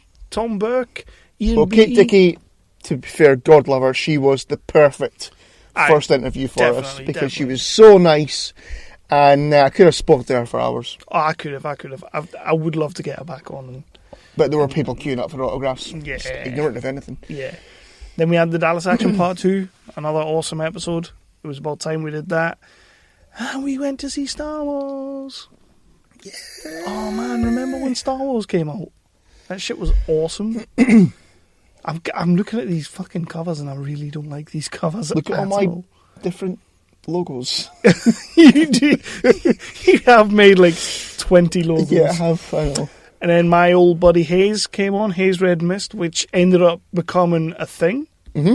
Officially the most guest host, the most guest hostiness, the most guest hosted guy. He came on the most guest host. Yeah, that was good. So basically, Chris, I've known Chris for absolutely years. We kind of grew up in the same set of circumstances. Dude came in and he just wanted to talk games, so we done a gaming episode, and then we found out how massive of a fan of Walking Dead he was, and then we ended up bringing out the Talking Heads, which was a good little experience. We did that on the Blab. Blab is dead. Oh, Blab is dead, yeah. So raise your glasses, Blab is dead. And on that episode, we also had a place to hang your capes. No, the Geek Chorus's Peter Kendall came on to tell us about his little charity event, which was awesome as well. It was really super nice. And then, of course, the Talking Heads episodes, which I love doing. I like doing them. I had an event where I had an escaped turtle, and yeah. We do have quite a few memories going from this. And that led But to... that logo is awesome, to be fair. Purely because Ross Marquand's there. The logo is awesome. That led to our interview with Ross Marquand. Again, Showmaster set that up for us, and it was absolutely amazing. He was such a good bloke, and even though we didn't get the best start... Well, we had a fucking idiot receptionist who didn't know his own guest, who is famous, was in the fucking hotel. And if he is the one that dies in the first episode... No, he can't be the one who dies. Yeah, but if you are Ross, and you're looking for work... 365. We're going to pay him. No, I'm not going to pay him. God, don't be stupid. So yeah, we had that interview. That was awesome. And then we partook in Newcastle Filming Comic-Con, where we got to meet Devin Murray before he turned all bad and stuff. He's not turned bad. He's not turned to the dark side or anything. He's just, bless him, he's just kind of lost his way a little bit. And Vernon Wells from the awesome Mad Max. He's just entirely Australian. Just completely Australian. we have been waiting for that one episode that wasn't going to go too well, and we thought that was it. But he turned out just to be Australian, and it was great. And Ian McNeice. We did do another interview that day. Yeah. And it didn't record because I was a massive idiot. It wasn't your fault. It was, though. No, it wasn't. It happens, man. I never ever said that was your fault. No, I did. I said it was my fault. You self-defecating. I'm always self-defecating. That is just my style, buddy. But yeah, we've interviewed some cool people. We've done some really bad movie reviews. Like Turbo Kids, I remember as one of my favourites. We've done some really good movie reviews, like the Batman vs Superman, the Deadpool, and the Talking Heads was good little reviews. I enjoyed doing that for the most part. And then Cavan Scott was a particularly Cavan good one that I really enjoyed speaking to Cavan. He's good people. He is very good people, yeah. See him all the time on Facebook and Twitter. Mm-hmm. And he's always retweeting and jumping in the conversation. Like when I'm talking to the Weird Science guys about the DC Rebirth, Cavan will jump in and he's got a few things to say. He loves the Rebirth. He does. I've not read it. I'll wait for the trades. But I mean, I'm still... the guys at Titan have been hooking us up with the review copies, PDFs. They've been sending them to us, and I've still been reading the Doctor Who book and the Vikings book that Cavan does. But we'll keep that to myself about the Doctor Who thing. I'm not reading that. Which you've not sent any of them to me. Well, you kind of just looked at me and you were like, whatever. And then our good pal Gary Chudley came back on. He's been on twice now, so he's in the running. Him and Doug. Oh, he's up there with Paul. Him, Doug, and Paul. Yeah, Paul as well.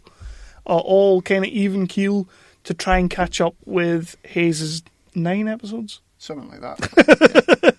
So he's streets ahead. That's pretty much, the last 2 years we've had an awesome time. Then we got to speak to Courtney Daniels. Courtney came on to talk about independent filmmaker. She is the founder of Busted Buggy Entertainment.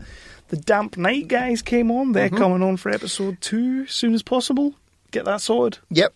They've got another show coming in November at the Maltons Berwick. Yep. That's another one for them. So they're coming back on now. Can't wait to do that again with those guys. But yeah, Courtney was awesome as well. Really enjoyed speaking to her.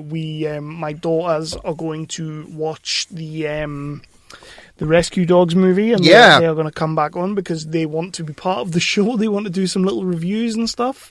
So we're going to try and make that happen over the next coming months. Andrew came on to talk about his music, and we got to speak to Grado. Great, oh, bless him. And our buddy Kev, he's protesting a bit too much about being called a wank. Is he? Yeah. I think he liked it. I think he loved That's his ringtone now. And of course, on the last episode before this one, we tried the 365 Menteri, which going forward, we got some ideas. That's coming back. That is coming back. I thoroughly enjoyed doing that if I didn't have to run out. But I really love doing that, and we're definitely going to do that again and try and maybe tweak the format a little bit, but we'll get there. But so that's it. We've had a good couple of years. We've had a really good couple of years. So what I did, I thought, let's just send it out there, see if anybody wants to get back with some questions. Really expecting just to get one from Brigger, and that would be it. But which Kevin James movie is your favourite? Yeah, which Kevin James, because his is Pixels. So that's all I was expecting. I wasn't expecting anything else, but we actually got a decent little reply, and we are going to answer some of these questions. Okay, then on you go then. So because we mentioned Brigger being the number one, we will start with him. And his first question was, do you still like each other after 2 years? Well, it's touch and go. It is touch and go. I think people think we're playing characters. Really not. Like, we don't get on. Like, we get on outside the podcast, and then we get in the podcast. We get in the studio to do the podcast, and it's like, I fucking hate you. Yeah, pretty much. Because, as your dad says, we are Jack and Victor. So. But yeah, Brigger, we get on. We do get on, and I'll be completely honest with you, I couldn't imagine doing this with anyone else. I really couldn't. I have not had the greatest 2 years. I don't think either of us have had the greatest 2 years. It's been stressful. There's been moments where it's just like you want to throw everything in, and this is one of the things that has kept me sort of on an even kilter. I've loved it. Every time we do this, I get a buzz, and when we finish, I go to bed happy. Fair enough. Because we usually do it at night, so I'm not going to bed with you. I'm going to bed 11:30 at night. I'm going to bed with my wife, not with you, and that's why I'm happy. Oh man! But yeah, man, I do sometimes feel like I kind of forced you into this. I didn't force you into it, but you didn't force me into it. I do sometimes feel like you said, "Do you want to do this?" And I said, "Yes." That's forcing you into it. That's how I do it with the wife. And even when the answer's no, we still do it. But yeah, man, honestly, thanks for keep doing this. Thanks for sitting down with me and doing this. I fucking love doing this. Podcast's awesome. It's awesome. Keeps me going. And as soon as we get that 365 title back, we'll be happier again. Well. Well. And that is the next question. Because Brigger also said, how awesome is it an American has the 365 Flicks belt? And I'll pass that one to you because I didn't lose it. You did because you were being a cocky cock. Yeah, I was being a cocky cock. I was being a defending champion. It just didn't work out. No shit. It would have worked if Brock Lesnar hadn't fucking... If you had a one. Yeah, if I had a one, it would have worked. Yeah. Hence, therefore, it did not work. I was 1 point away, for fuck's sake. You were. It's 1 point away is still a loss. So, in the answer to your question there, Brigger, no, it's not awesome at all. In fact, it's shit. Yeah. We are spitballing ideas right now, so, fuck you. Mark Bogner, the man, the myth, the legend that is, who runs the Tangent Bound network, he asked, when it comes to eating prunes, is 2 enough or is 3 too many? We do not have prunes in Scotland. Do we have? I don't know. Is a prune in Scotland not just a sultana? Like a raisin? Like a raisin. We have raisins. Well, is 2 too many or is 3 too much? I have no idea. I don't know. I honestly don't know what the fuck a prune is. It's like a big raisin, no? Is it a huge raisin? It's like a giant mutant raisin. Is it like a date? Maybe. I don't know what a prune is. All I know is when I'm in the bath for too long, people say my fingers go like prunes. I don't really know what a prune is though. But if I'm in the bath for too long, my fingers are prunes. So 3 prunes are too many? 3 prunes are too many. If you can fit 5 in, you're going too far. Shit. That went somewhere else. That did go somewhere else. So Doug Campbell, our good friend that we just mentioned from the Dallas Action, asked, when a cow laughs, will milk come out of her nose too? Now, if I've been drinking milk, milk will come out of my nose when I laugh. That's happened once or twice. Okay. They do get better. Sure, why not? And he also asks, when exactly did constipation in fact become occasional irregularity? I have no fucking idea what the hell that means. I think he's been reading too many textbooks. Yeah. Yeah, we'll just go with that. Did he just thesaurus that sumbitch? Thesaurus eyes. Yeah. Yep. So Yoma, who runs the Geeky Antics Network, he came forward and he did actually ask a normal question, our first normal question of the night. Blimey. After Briggers were quite normal.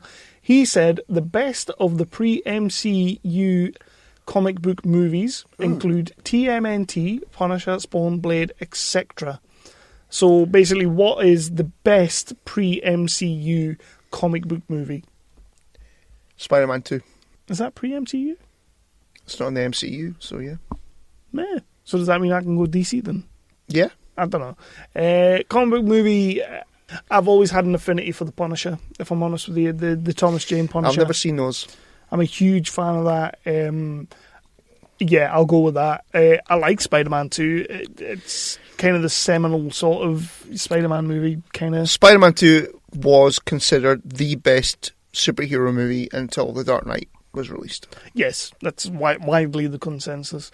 But I'm going to go with Punisher. I love Punisher. It's cheesy. It's schlocky. It's John Travolta being a Scientologist. What, is John Travolta the big bad? He's the baddie. He plays I didn't know that. Thingy Saint.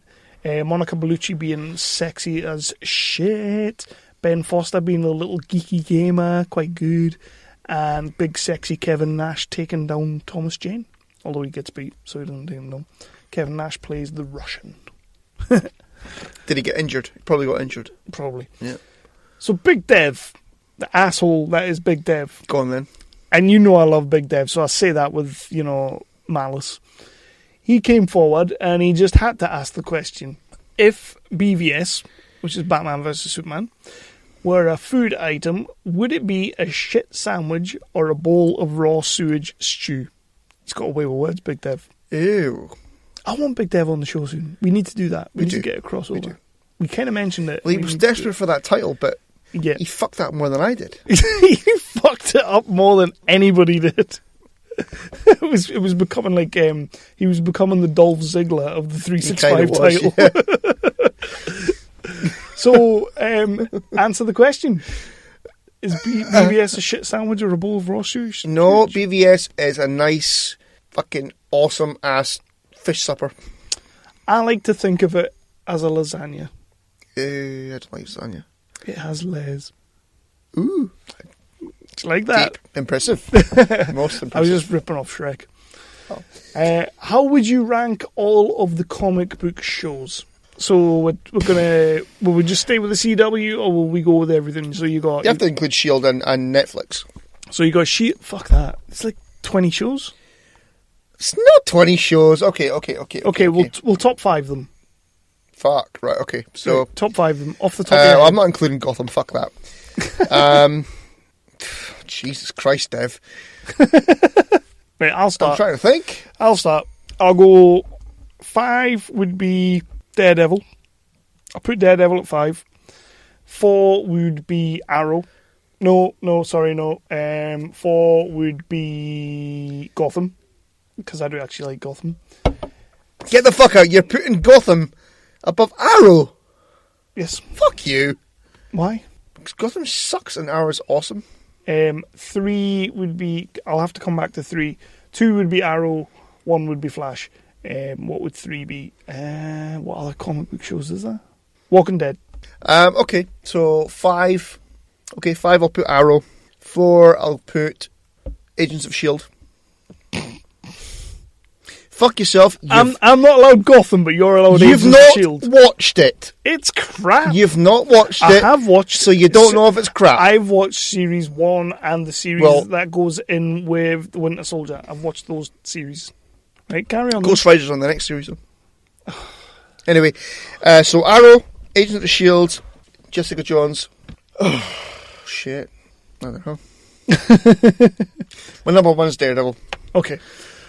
So, the guys over at Chaff, which is Darren and Chris, who do an alternative comedy podcast. And judging by one of their questions, I would like you all to run out and listen to this, please. They got in touch via the emails and sent us some questions. So, question number 1, and I'll shoot this one to you straight away. If you had to make love to the Tin Man, the Lion, or the Scarecrow, which one and why? It's an alternative comedy podcast. Yep. Fucking hell. The Scarecrow, I'd see if I could go so fast it would make fire. Wow. I would go probably for the Scarecrow because he's a muckle coward, so he would want to take. He wouldn't give. You're making love to him. No, the Lion was the coward, wasn't he? Yeah, Scarecrow. What was wrong with the Scarecrow? Didn't have a brain. Tin Man didn't have a heart. Oh, the Lion was a coward, and the Scarecrow didn't have a brain. Is that right? I'd go Scarecrow because he wouldn't be able to tell his mates because he wouldn't remember. Right. So you're Rohypnol and the Scarecrow. Yep, definitely. Good man. Has there ever been a movie about a serial killer podcaster who is jealous and bitter about other podcasters' download numbers? Is that a threat? Darren? Again, go and listen to the Chaff podcast, please. Listen to all their episodes. They are awesome, and I love listening to them each week. And they basically think that we are all paedophiles. I got you to listen to that episode, didn't I? You did. The Cages episode. You did. That's the meaning of that episode, is that they think that we're in answer, I don't know if there is a serial killer podcast movie, but we should work on that. We could write that. 365 cut? Got to be a 365 original, if anything. Oh, we could do like that shit. Like a Netflix original. Ooh. A budget of £15? Be fine. And 10 downloads? Be fine. So again, everybody, go and listen to the Chaff podcast. Who would play you both, Kev and Chris, in a movie? Now, you've got an answer for this. So, yeah, other than Kevin Bridges. Other than Christian Bale. Oh, no. Christian Bale. That's fucking brilliant. What's wrong with that? Christian Bale could be me. It's got to go Kevin Bridges. And so, speaking of doppelgangers, then. Or the guy from Still Game. The guy from Still Game. Ford Kieran. He could play a good you. Fuck you! It's been commented a few times that I look like a certain actor because I think it's because I pull faces every now and then. It would have to be Adam Devine from... You do look like him a lot. Modern Family, and he played Bumper in Pitch Perfect, which I love. And I think he's in the TV show Workaholics, but people always say that on TV or movies, that's me. The last question, can animals act? If so, which was the best performance by an animal? These are some hard-hitting questions. I would say no, animals can't act because they're being given commands. But the best performance by an animal... Shark and Jaws? No, that's a machine. All right. Stupid idiot. I would say the dog and Frasier. Yeah, I'm going to go that one as well. Yeah, unless I think of something else. I'll go with that one. Yep. Joe Keaton. Shit. Your pal from the old Another Damn Wrestling show that we love. By the way, one thing I was thinking about today when I was putting all this this episode in my head was I was thinking about like the episodes we've all done and the crossovers we've all done. You're the only one who's actually branched out and done an episode without me. I've never actually done an episode without you. Because my accent is awesome. Yeah. Is that what the crack is? I guess. Fuck them. So, why is it that people don't like Gotham? I'll never understand. It's awesome. Well, no, Joe, it's not. It's shite. I like it. Well, you're wrong. And you're an asshole. And Jerome's coming back, so... The fuck is that? The Joker. Oh, fuck off. Wasn't the Joker. Right, I like this one. Fuck, marry, kill. Play me. So you have to choose whether you're going to fuck, marry, or kill. You know the rules. Harley Quinn. I'm assuming he's being very specific. It has to be the Margot Robbie Harley Quinn. Poison Ivy, the Uma Thurman version. Catwoman, Michelle Pfeiffer. So, fuck, marry, kill, buddy. Kill Poison Ivy. Why? Because that's shit. Fuck Margot Robbie. And marry Michelle Pfeiffer. No, Harley Quinn. Okay, why would you kill Poison Ivy, but fuck the actresses who played the other two? Okay, alright, bygones. Because it's Margot Robbie and Michelle Pfeiffer. Okay, so kill Poison Ivy, fuck Harley Quinn, and marry Catwoman. Yeah, but Catwoman's just going to steal your shit. I've not got any shit to steal, so. Me personally, I'm going to marry Harley because I'm just in love with Harley, and it means I get to every other day. Or every other day? Or every day. I'm not being very optimistic there, am I? Just once a week, realistically. I think I'd have my way with Poison Ivy because she's green, and kill Catwoman. How dare you? What? You can't kill Catwoman. I'm not bothered about Catwoman. She's a thief. She's a thief. Blake from the Hobbs. Okay then. The other member of the History of Bad Ideas. Jeff didn't send any in because he's ignorant. Ignorant, aye. Yep, shoddy. Blake wants to know, Trainspotting 2, yay or nay? A big fat nay. Yeah, big fat nay. I've got no interest in it. I can't remember who I was speaking to about this, but yeah, I'm 100% on board with that. Like, just no interest. Why the fuck are they doing it? It doesn't need to be done. The culture's not there anymore. Like, fuck Trainspotting 2, man. So yeah, nay. Nay. Big Dev chimed in again. On you go then, Dev. How do you make the 2015 Fantastic Four movie watchable? Okay, alright, okay. You don't cut forward a year. Yeah, you don't do that. You show their oranges. No. You show the most interesting part of the movie, which is the oranges. You show them discovering their powers and learning to use their powers, and then bring the big bad back. Or, by all means, he was actually quite good. Much earlier, the head popping scene's awesome. Exactly, that was actually quite a good scene. Yeah. But you need much more of him. He was in like 10 minutes of the fucking movie, so you don't fast forward a year and do a previously on Fantastic Four. You fucking show them learning their powers, how to control the powers. The big bad comes back, and then that's your movie. Yep. Job's a good one. And also, I think you just let Josh Trank get on with it. Yes. Instead of trying to trank his movie. And See what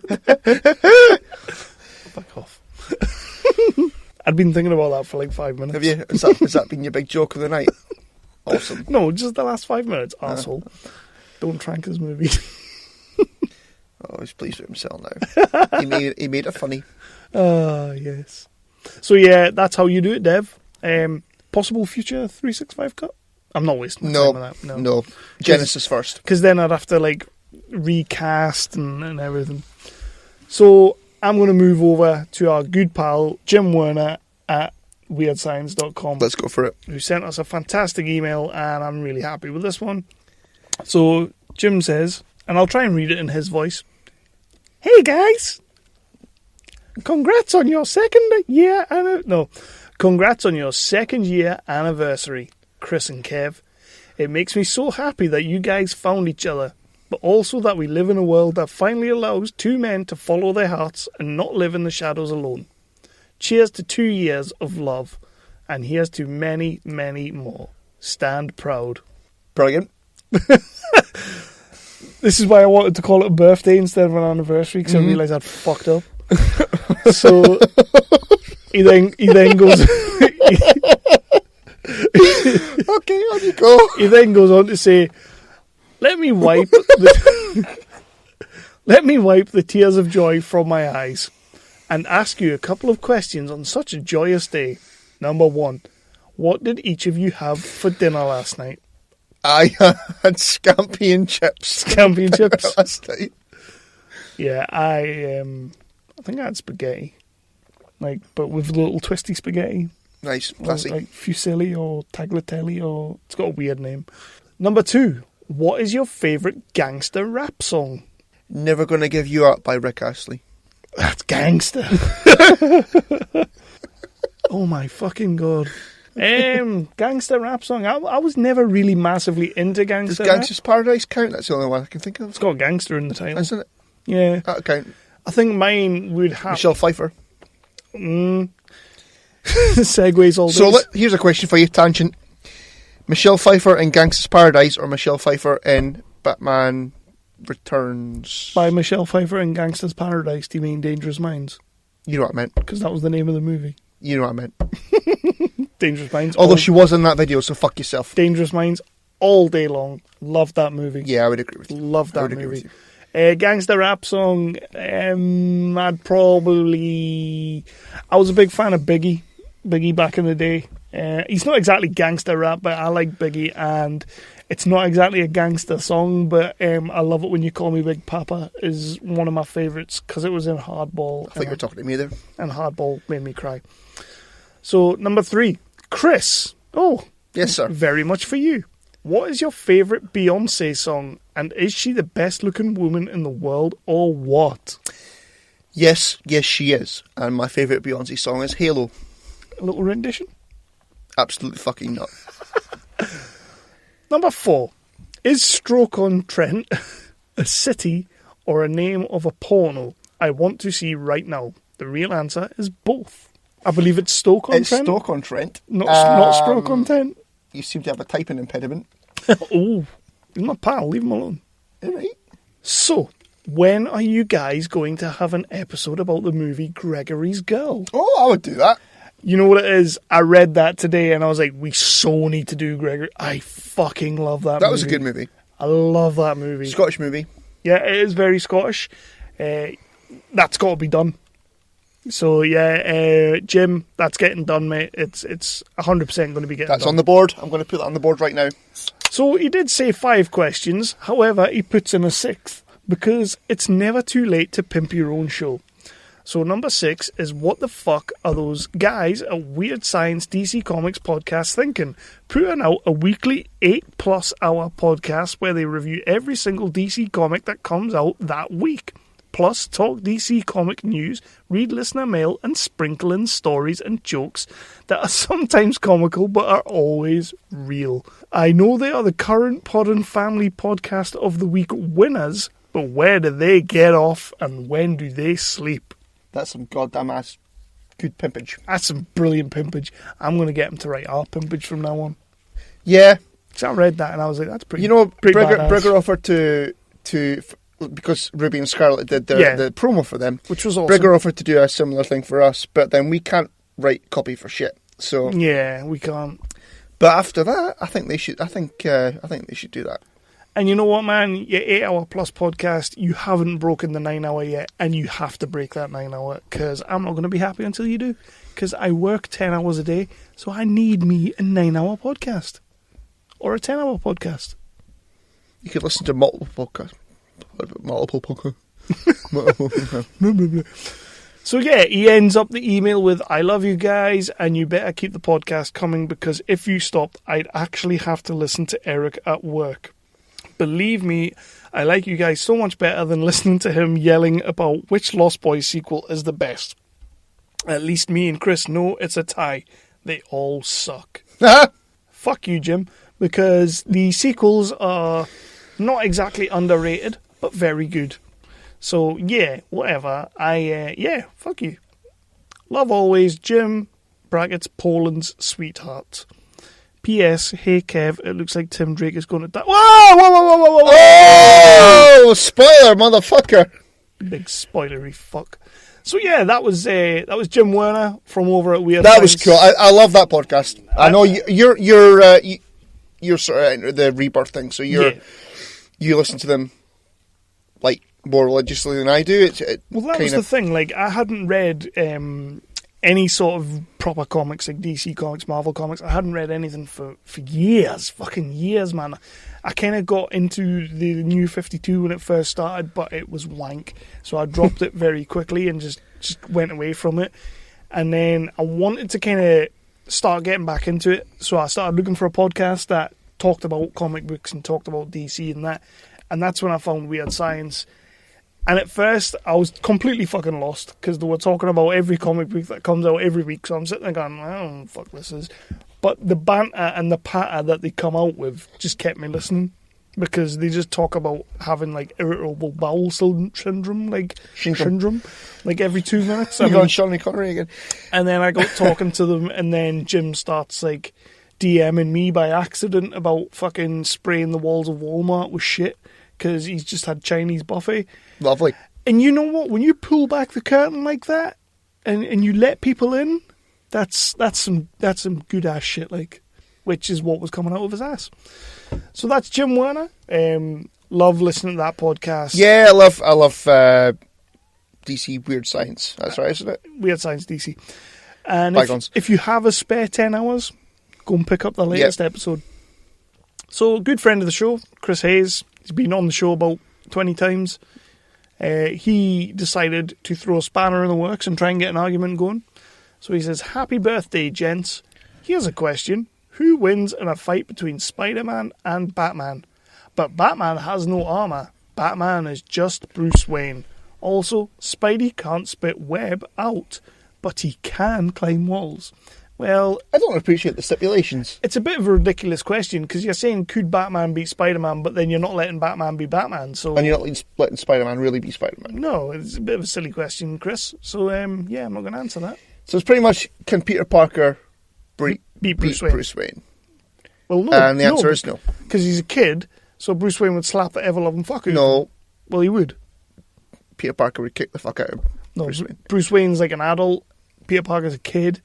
But he's like an old man. He's a decrepit old fuck. So Peter Parker would kick the fuck out of him. Only in the Frank Miller version. And which Bruce Wayne are we talking about? Like Keaton, Kilmer, Clooney, Bale? Oh, we'll go with Clooney, because fuck that. We'll go with Batfleck. Well, if it was Clooney, we'd just stab him. Batfleck would snap his fucking throat. Exactly. Exactly. So we're going Batfleck versus Tom Holland. Holland. We'll go Clooney, because Clooney will just try and pay him off with a fucking bat card. Awesome. Ugh. I'm into that. Andrew in Belfast. This is the guy who writes for the I think the Astromech Journal is his site. He writes a lot of Star Wars kind of articles and all that. Sweet. So, what about, are we now more than ever looking at a divide between fandom and critics? E.g. the DC movies and the Star Wars movies. So, is the divide between the fans and the critics, what's it like? Absolutely we are.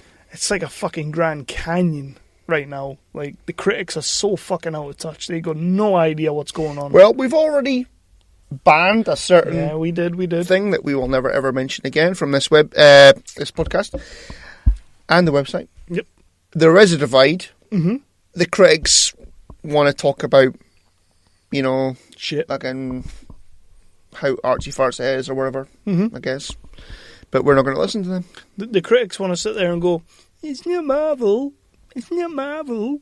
It's not Marvel." So yeah, I feel I've already had. He's talking about Marvel though. I feel I've already had a rant about that. He said DC, Star Wars movies, which is owned by Disney, which owns Marvel. Doesn't make a fucking difference. It's all the big bad corporation Disney. Chris Aitchison, good pal of mine, Boo, that I used to work with, turned round and asked, "Are you and Chris a couple?" Yeah, why not? Yeah, fuck it. Sometimes it feels like it. Well, yeah.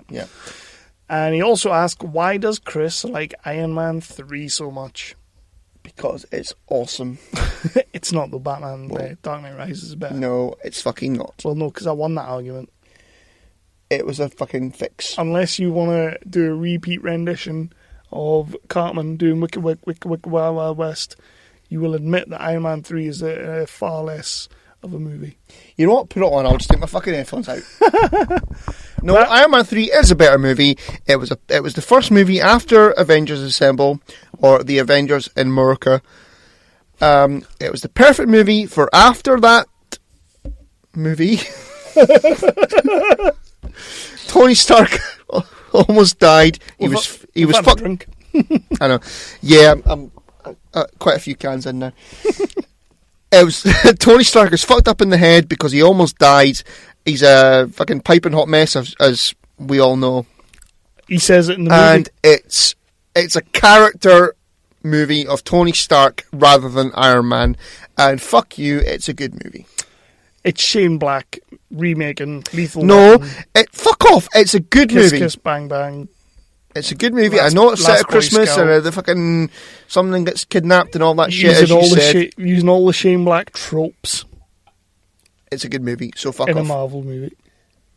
Basically getting the job because he supposedly brought fucking Robert Downey Jr. back from the brink of nothingness. So yeah, it's a fucking shit movie. Shut up. Randall Hall, RJ Holt 666 on the old Twitter bird, asked, "What's your favourite movie starring a wrestler?" And he suggested Mr. Nanny. You got them, Kev? Favourite movie starring a wrestler? Anything The Rock's in. Ooh. The Condemned. What's that? Steve Austin. Stone Cold. Yeah. No, The Rock doesn't count. How does he not count? It's The Rock. Because. No, of course he can't. Okay, then, if I have to choose one actual movie that The Rock's been in, I'm going to go with Be Cool. Because I love that movie. The sequel to Get Shorty. Oh, no. If you had to go with a Rock movie, I don't know. I'd actually go with San Andreas. Walking Tall? Oh, fuck that like shit. Walking Tall. Fuck that shit. That's pants. Your pants. And we're going to end the listener questions with this one that came from Pat and Jason, who binge movies. That's their podcast, Pat and Jason Binge Movies. They asked, what is one movie you hate that everyone else seems to love? I could do like a top 10 on this. I've got two that spring to mind. Do you have any? Star Trek Beyond. I don't think anybody's given that 10 stars right now. No. Not off the top of my head. You kind of sprung it on me. I know. That was the whole point. You're not supposed to like have 10 minutes to Ooh, plan. Turbo Kid! People have a lot of love for that Turbo movie, Kid. and I fucking despise it, so... Oh, I've got 3 now. Okay, then. I think, you know what, I've just added to my list. Sharknado? All of the Sharknadoes. Nah, So yeah, Turbo Kid for me. On a serious, a movie that everybody seems to love, that I hate, I'm going to go with Schindler's List. I just don't like that movie. I never have liked that movie. And everybody seems to love it. Now, I do... We've talked about this before. I think it's the subject matter that people like it. I think that's all it is. I think, you know, someone in the pub on Friday night, I can't remember who it was, said to me, have you seen 12 Years a Slave? Yeah. And this could get dangerous now because I've had cans. It's not gonna. But I said, and they said, did you enjoy it?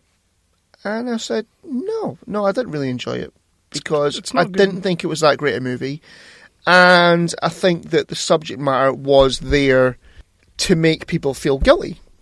And I said, if you want a movie, based around that sort of genre of, slavery and all that kind of thing, that is actually a good movie with a good story, go and watch Django Unchained. Definitely. 100%. But 12 Years a Slave, I don't think is a good movie. It's not. It's not. So, on your point there, I've only seen it maybe twice in my life, but maybe the subject matter is more of a factor than the actual movie itself. I feel that way about Schindler's. It's like, I don't think because it's black and white that makes it a beautiful movie. It's just cheap way of making movies. I don't think that was the case. It's Spielberg. I think there is like... I think it was Spielberg's baby. Neeson is good in it. I'll give Neeson all the credit in the world. He is good in it. I'm not keen on the movie. I don't like the movie. I don't like the emphasis they put on the girl in the red coat. It just annoys me. The film annoys me, and I've never met anybody who's turned around and said, I didn't like Schindler's List, because I think everybody feels like they should like Schindler's List. I don't feel precedent saying I like it. I've seen it and I enjoyed it. I wouldn't watch it over and over again. And my other movie, because I'm going to have two. Go on then. Is Blade Runner. Yeah, fair enough. Okay, I'll back you up there. That is not a fantastic I think it's overrated. Movie. It's not It's just not amazing. It's good. It's not amazing. Yeah, and I don't know how many people have told me it's the best movie they've ever watched. It fucking isn't.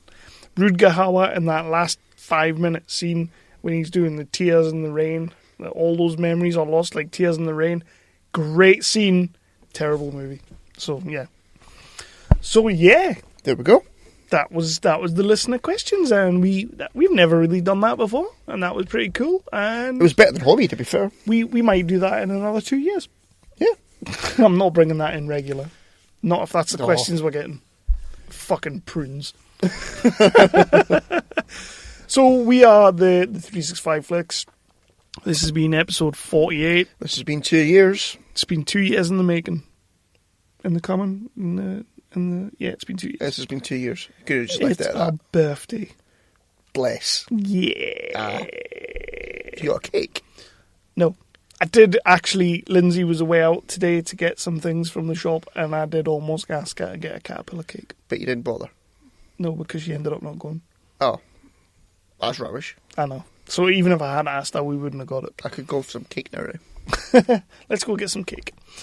So, yeah, we're on the Facebook, we're on the Twitters. Type in the 365 Flicks podcast. You will find us. We will answer you if you message us. That is kind of our thing. If you want to download us on the old iTunes, please do that. Subscribe. Send a review in. 5 stars. Like I say, it helps people find us. And they need to find us because we're fucking awesome. Yeah. And we've been doing this for 2 years, and we still only get like 1 download an episode. But don't tell Chaff. And we're also on the Stitcher, if that's your thing. The Satchel app, which I love. We're any third-party app. We're not on Google Play yet because, well, they don't accept UK podcasts yet, which I think is a bit shit. Well, fuck them, because I'm moving back to iTunes. So. No, I want to be on Google Play, to be fair. Yeah, I know. Loads of people have got Google Android phones and stuff. So we're on the networks. We're on the Wicked Radio Network, the Tangent Bound, the Geeky Antics Network, the Weeby Geeks, and we're part of the hash... Did I miss one there? I don't know, I wasn't listening. No, there was a... Hashtag Pod and Family. We're also part of the hashtag Pod and Family community on the Twitter, which is awesome. Get on there, find some fantastic podcasts, just like the Weird Science podcast, the Hobie podcast, the Jock and Nerd podcast, the Epic Film Guys, all our buddies that helped do the Suicide Squad review a little while back, and Chaff. They're on there too. And apparently they're going to make a movie about serial killing podcasters. Apparently so. I think we should make that. We could write that. Yeah, we could. Yeah, okay. We could easily write that. Yeah, we could write that. Can we write that? Yeah, we'll write that. Yeah. So, without Can I have the Doctor in it? No. Or Buffy? No. Oh, well, okay, I'm not going to bother. I can't even play any of our fucking wrestling theme tunes because we don't hold the bell. Oh, shit, that's right. Brigger, we're coming after you. We're coming after you. I think I'm cute. I know I'm sexy. I've got the looks that drives a girl wild. I've got the moves that really move them. Huh? You can tell I've had a drink. Yep, me too. So this Justin.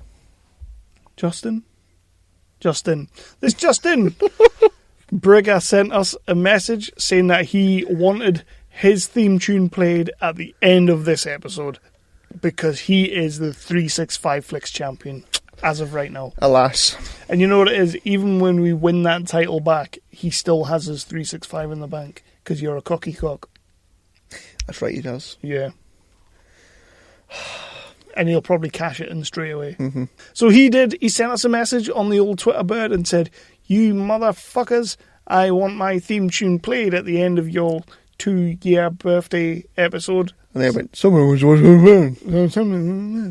So we have to play it, and we're going to play it for you, Briggs. You know, like I'm stood here with my hand on my heart, just like you Americans do, as we play your theme tune. Here you go, buddy. My eyes are getting weary. My back is getting tight. I'm sitting here in traffic on the Queensboro Bridge tonight. But I don't care, cause all I wanna do is cash my check and drive right home to you. Cause baby, all my life I will be driving home to you. So yeah, thanks man. That was 2 years. There was 48 episodes. I know. In the can. Need to get up to 100. Yeah. It would have been better if this had been like episode 50. It would have been neater. I like things neat. I mean, 2 years is good, but 2 years and 48 is wank. You think? But to be fair, like I say, we've done quite a lot of like mini episodes. Yeah. Like, so realistically, we're on like 53 or 54. Yeah, you can't number like the 365 Minterry. No. That doesn't count. Well, you can. It's 365 Minterry. So really, it's numbered, but it's 365. So that's just stupid, isn't it? Yeah, but so no. it's episode 365. 0.1. Dumbass. Minterry. Doesn't count. Okay.